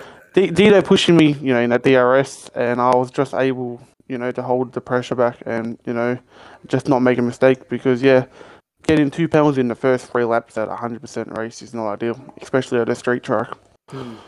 Definitely. And obviously, Flaming Wasp probably gave you the gates to you and Dido after he made that. He retired because he looked like he had some serious pace out there tonight, and he was going to be one to beat. But things change. I hope you are there next week. I think you'll probably want to be here every week now if you're driving like that. And yeah, look forward to seeing what happens next week in Miami. And no, a massive congratulations to you, mate. That was a top drive and well deserved. And close at the end, Dido said he needed 1 more lap, but unfortunately that would have been 63, and there was only 62 laps tonight. So no, congratulations, mate. Big points for Visa, and 2 wins for both of you. 1 for you, and obviously 1 last night for Campbell. So you'll be TMT is going to be chuffed. Yeah, TMT. TMT does. I don't think wants me to leave. I think he wants me to race every week, But I would love to race every week. But yeah, at the moment, next week is a question mark because I don't think 2 kilobytes a second is going to make me race every week at the moment. Well, let's hope that we see you next week at Miami. But no, congratulations, mate. Well deserved. Have a great week, and we'll see you soon. Yeah, thank you. Jordan, that is it. 2 hours and 35 minutes, mate, and a 100% stream. Any summary of tonight, mate? I know it's your first night in the comms, and I can't wait to get you back in here for next week for Miami. But yeah, anything from you? With a street circuit, a bit of carnage is always a bit of fun, and yeah, those safety cars definitely spice it up a bit tonight. Yeah, definitely agree with that. That was a very impressive race from everyone. Just want to say a massive well done to every single driver tonight. Obviously, 62 laps around Singapore is not easy. And well done to everyone that finished and participated at the same time. And obviously people that DNF'd as well. But no, big up to everyone that did. Thank you very much to everyone as well that tuned in tonight. We've obviously got Jonga Stalk Walk, I'm a Man, Yank, Connor OCE, how you doing, Wagga, and Evans Gaming. We also had Sonic Superstars earlier, Jano at 991, Flogging the Panda, Big Ironer 3, Aardvark, Mathian, and also that is it. Thank you very much to every one of you that have jumped in to tune in with us tonight. Big up to all of our sponsors as well. AI369, our main sponsor, Pagni and SimLab, and also our affiliate this season is SRC. Remember, if you want any setups going in to Miami next week for Division 2, then feel free to jump on board SRC and get amongst it. And I will say, it has been a while, but we have reached our goal, and it's been a massive goal. Rush Racing is now at 2,000 followers on Twitch. A massive congratulations to every single one of you that follow us, support us. That is a big amount of people that support Rush Racing, and hopefully we can break more records, and let's go to the 3,000 followers next. And no, that has just been announced now, so we'll get a graphic up, we'll announce that. We're very happy of that, and yeah, let's make some more records. Chituzzi, Jordan, you will be joining us tomorrow night on the track at Singapore. How do you feel to do 62 laps around this tomorrow night? Oh, I mean, commentating it's a bit long, seeing the different strategies. I mean, tonight has definitely been a bit of an eye-opener, seeing what the strategies are, how to drive the track for 62 laps. But, I mean, from tonight and tomorrow night, a lot of practice would definitely be going in for me.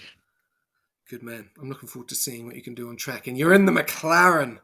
Yeah, no pressure. That team has a big spotlight on them, so yeah, no pressure at all. You'll see me. I'm in Big team, yeah. I'm in the Alpine, so you'll see me. We'll both be on track tomorrow night, so that'll be fun. I'm looking forward to it, and hopefully you'll be back next week for Miami. It's been great to have you on board. Thank you very much. Really appreciate it. I know 100% is a big debut to do, but sometimes you've got to throw them into the fire to see how they go. And in that fight, you definitely cooked tonight, mate. Thank you very much for jumping in. Absolutely. Thank you for having me. Anytime, mate. Anytime.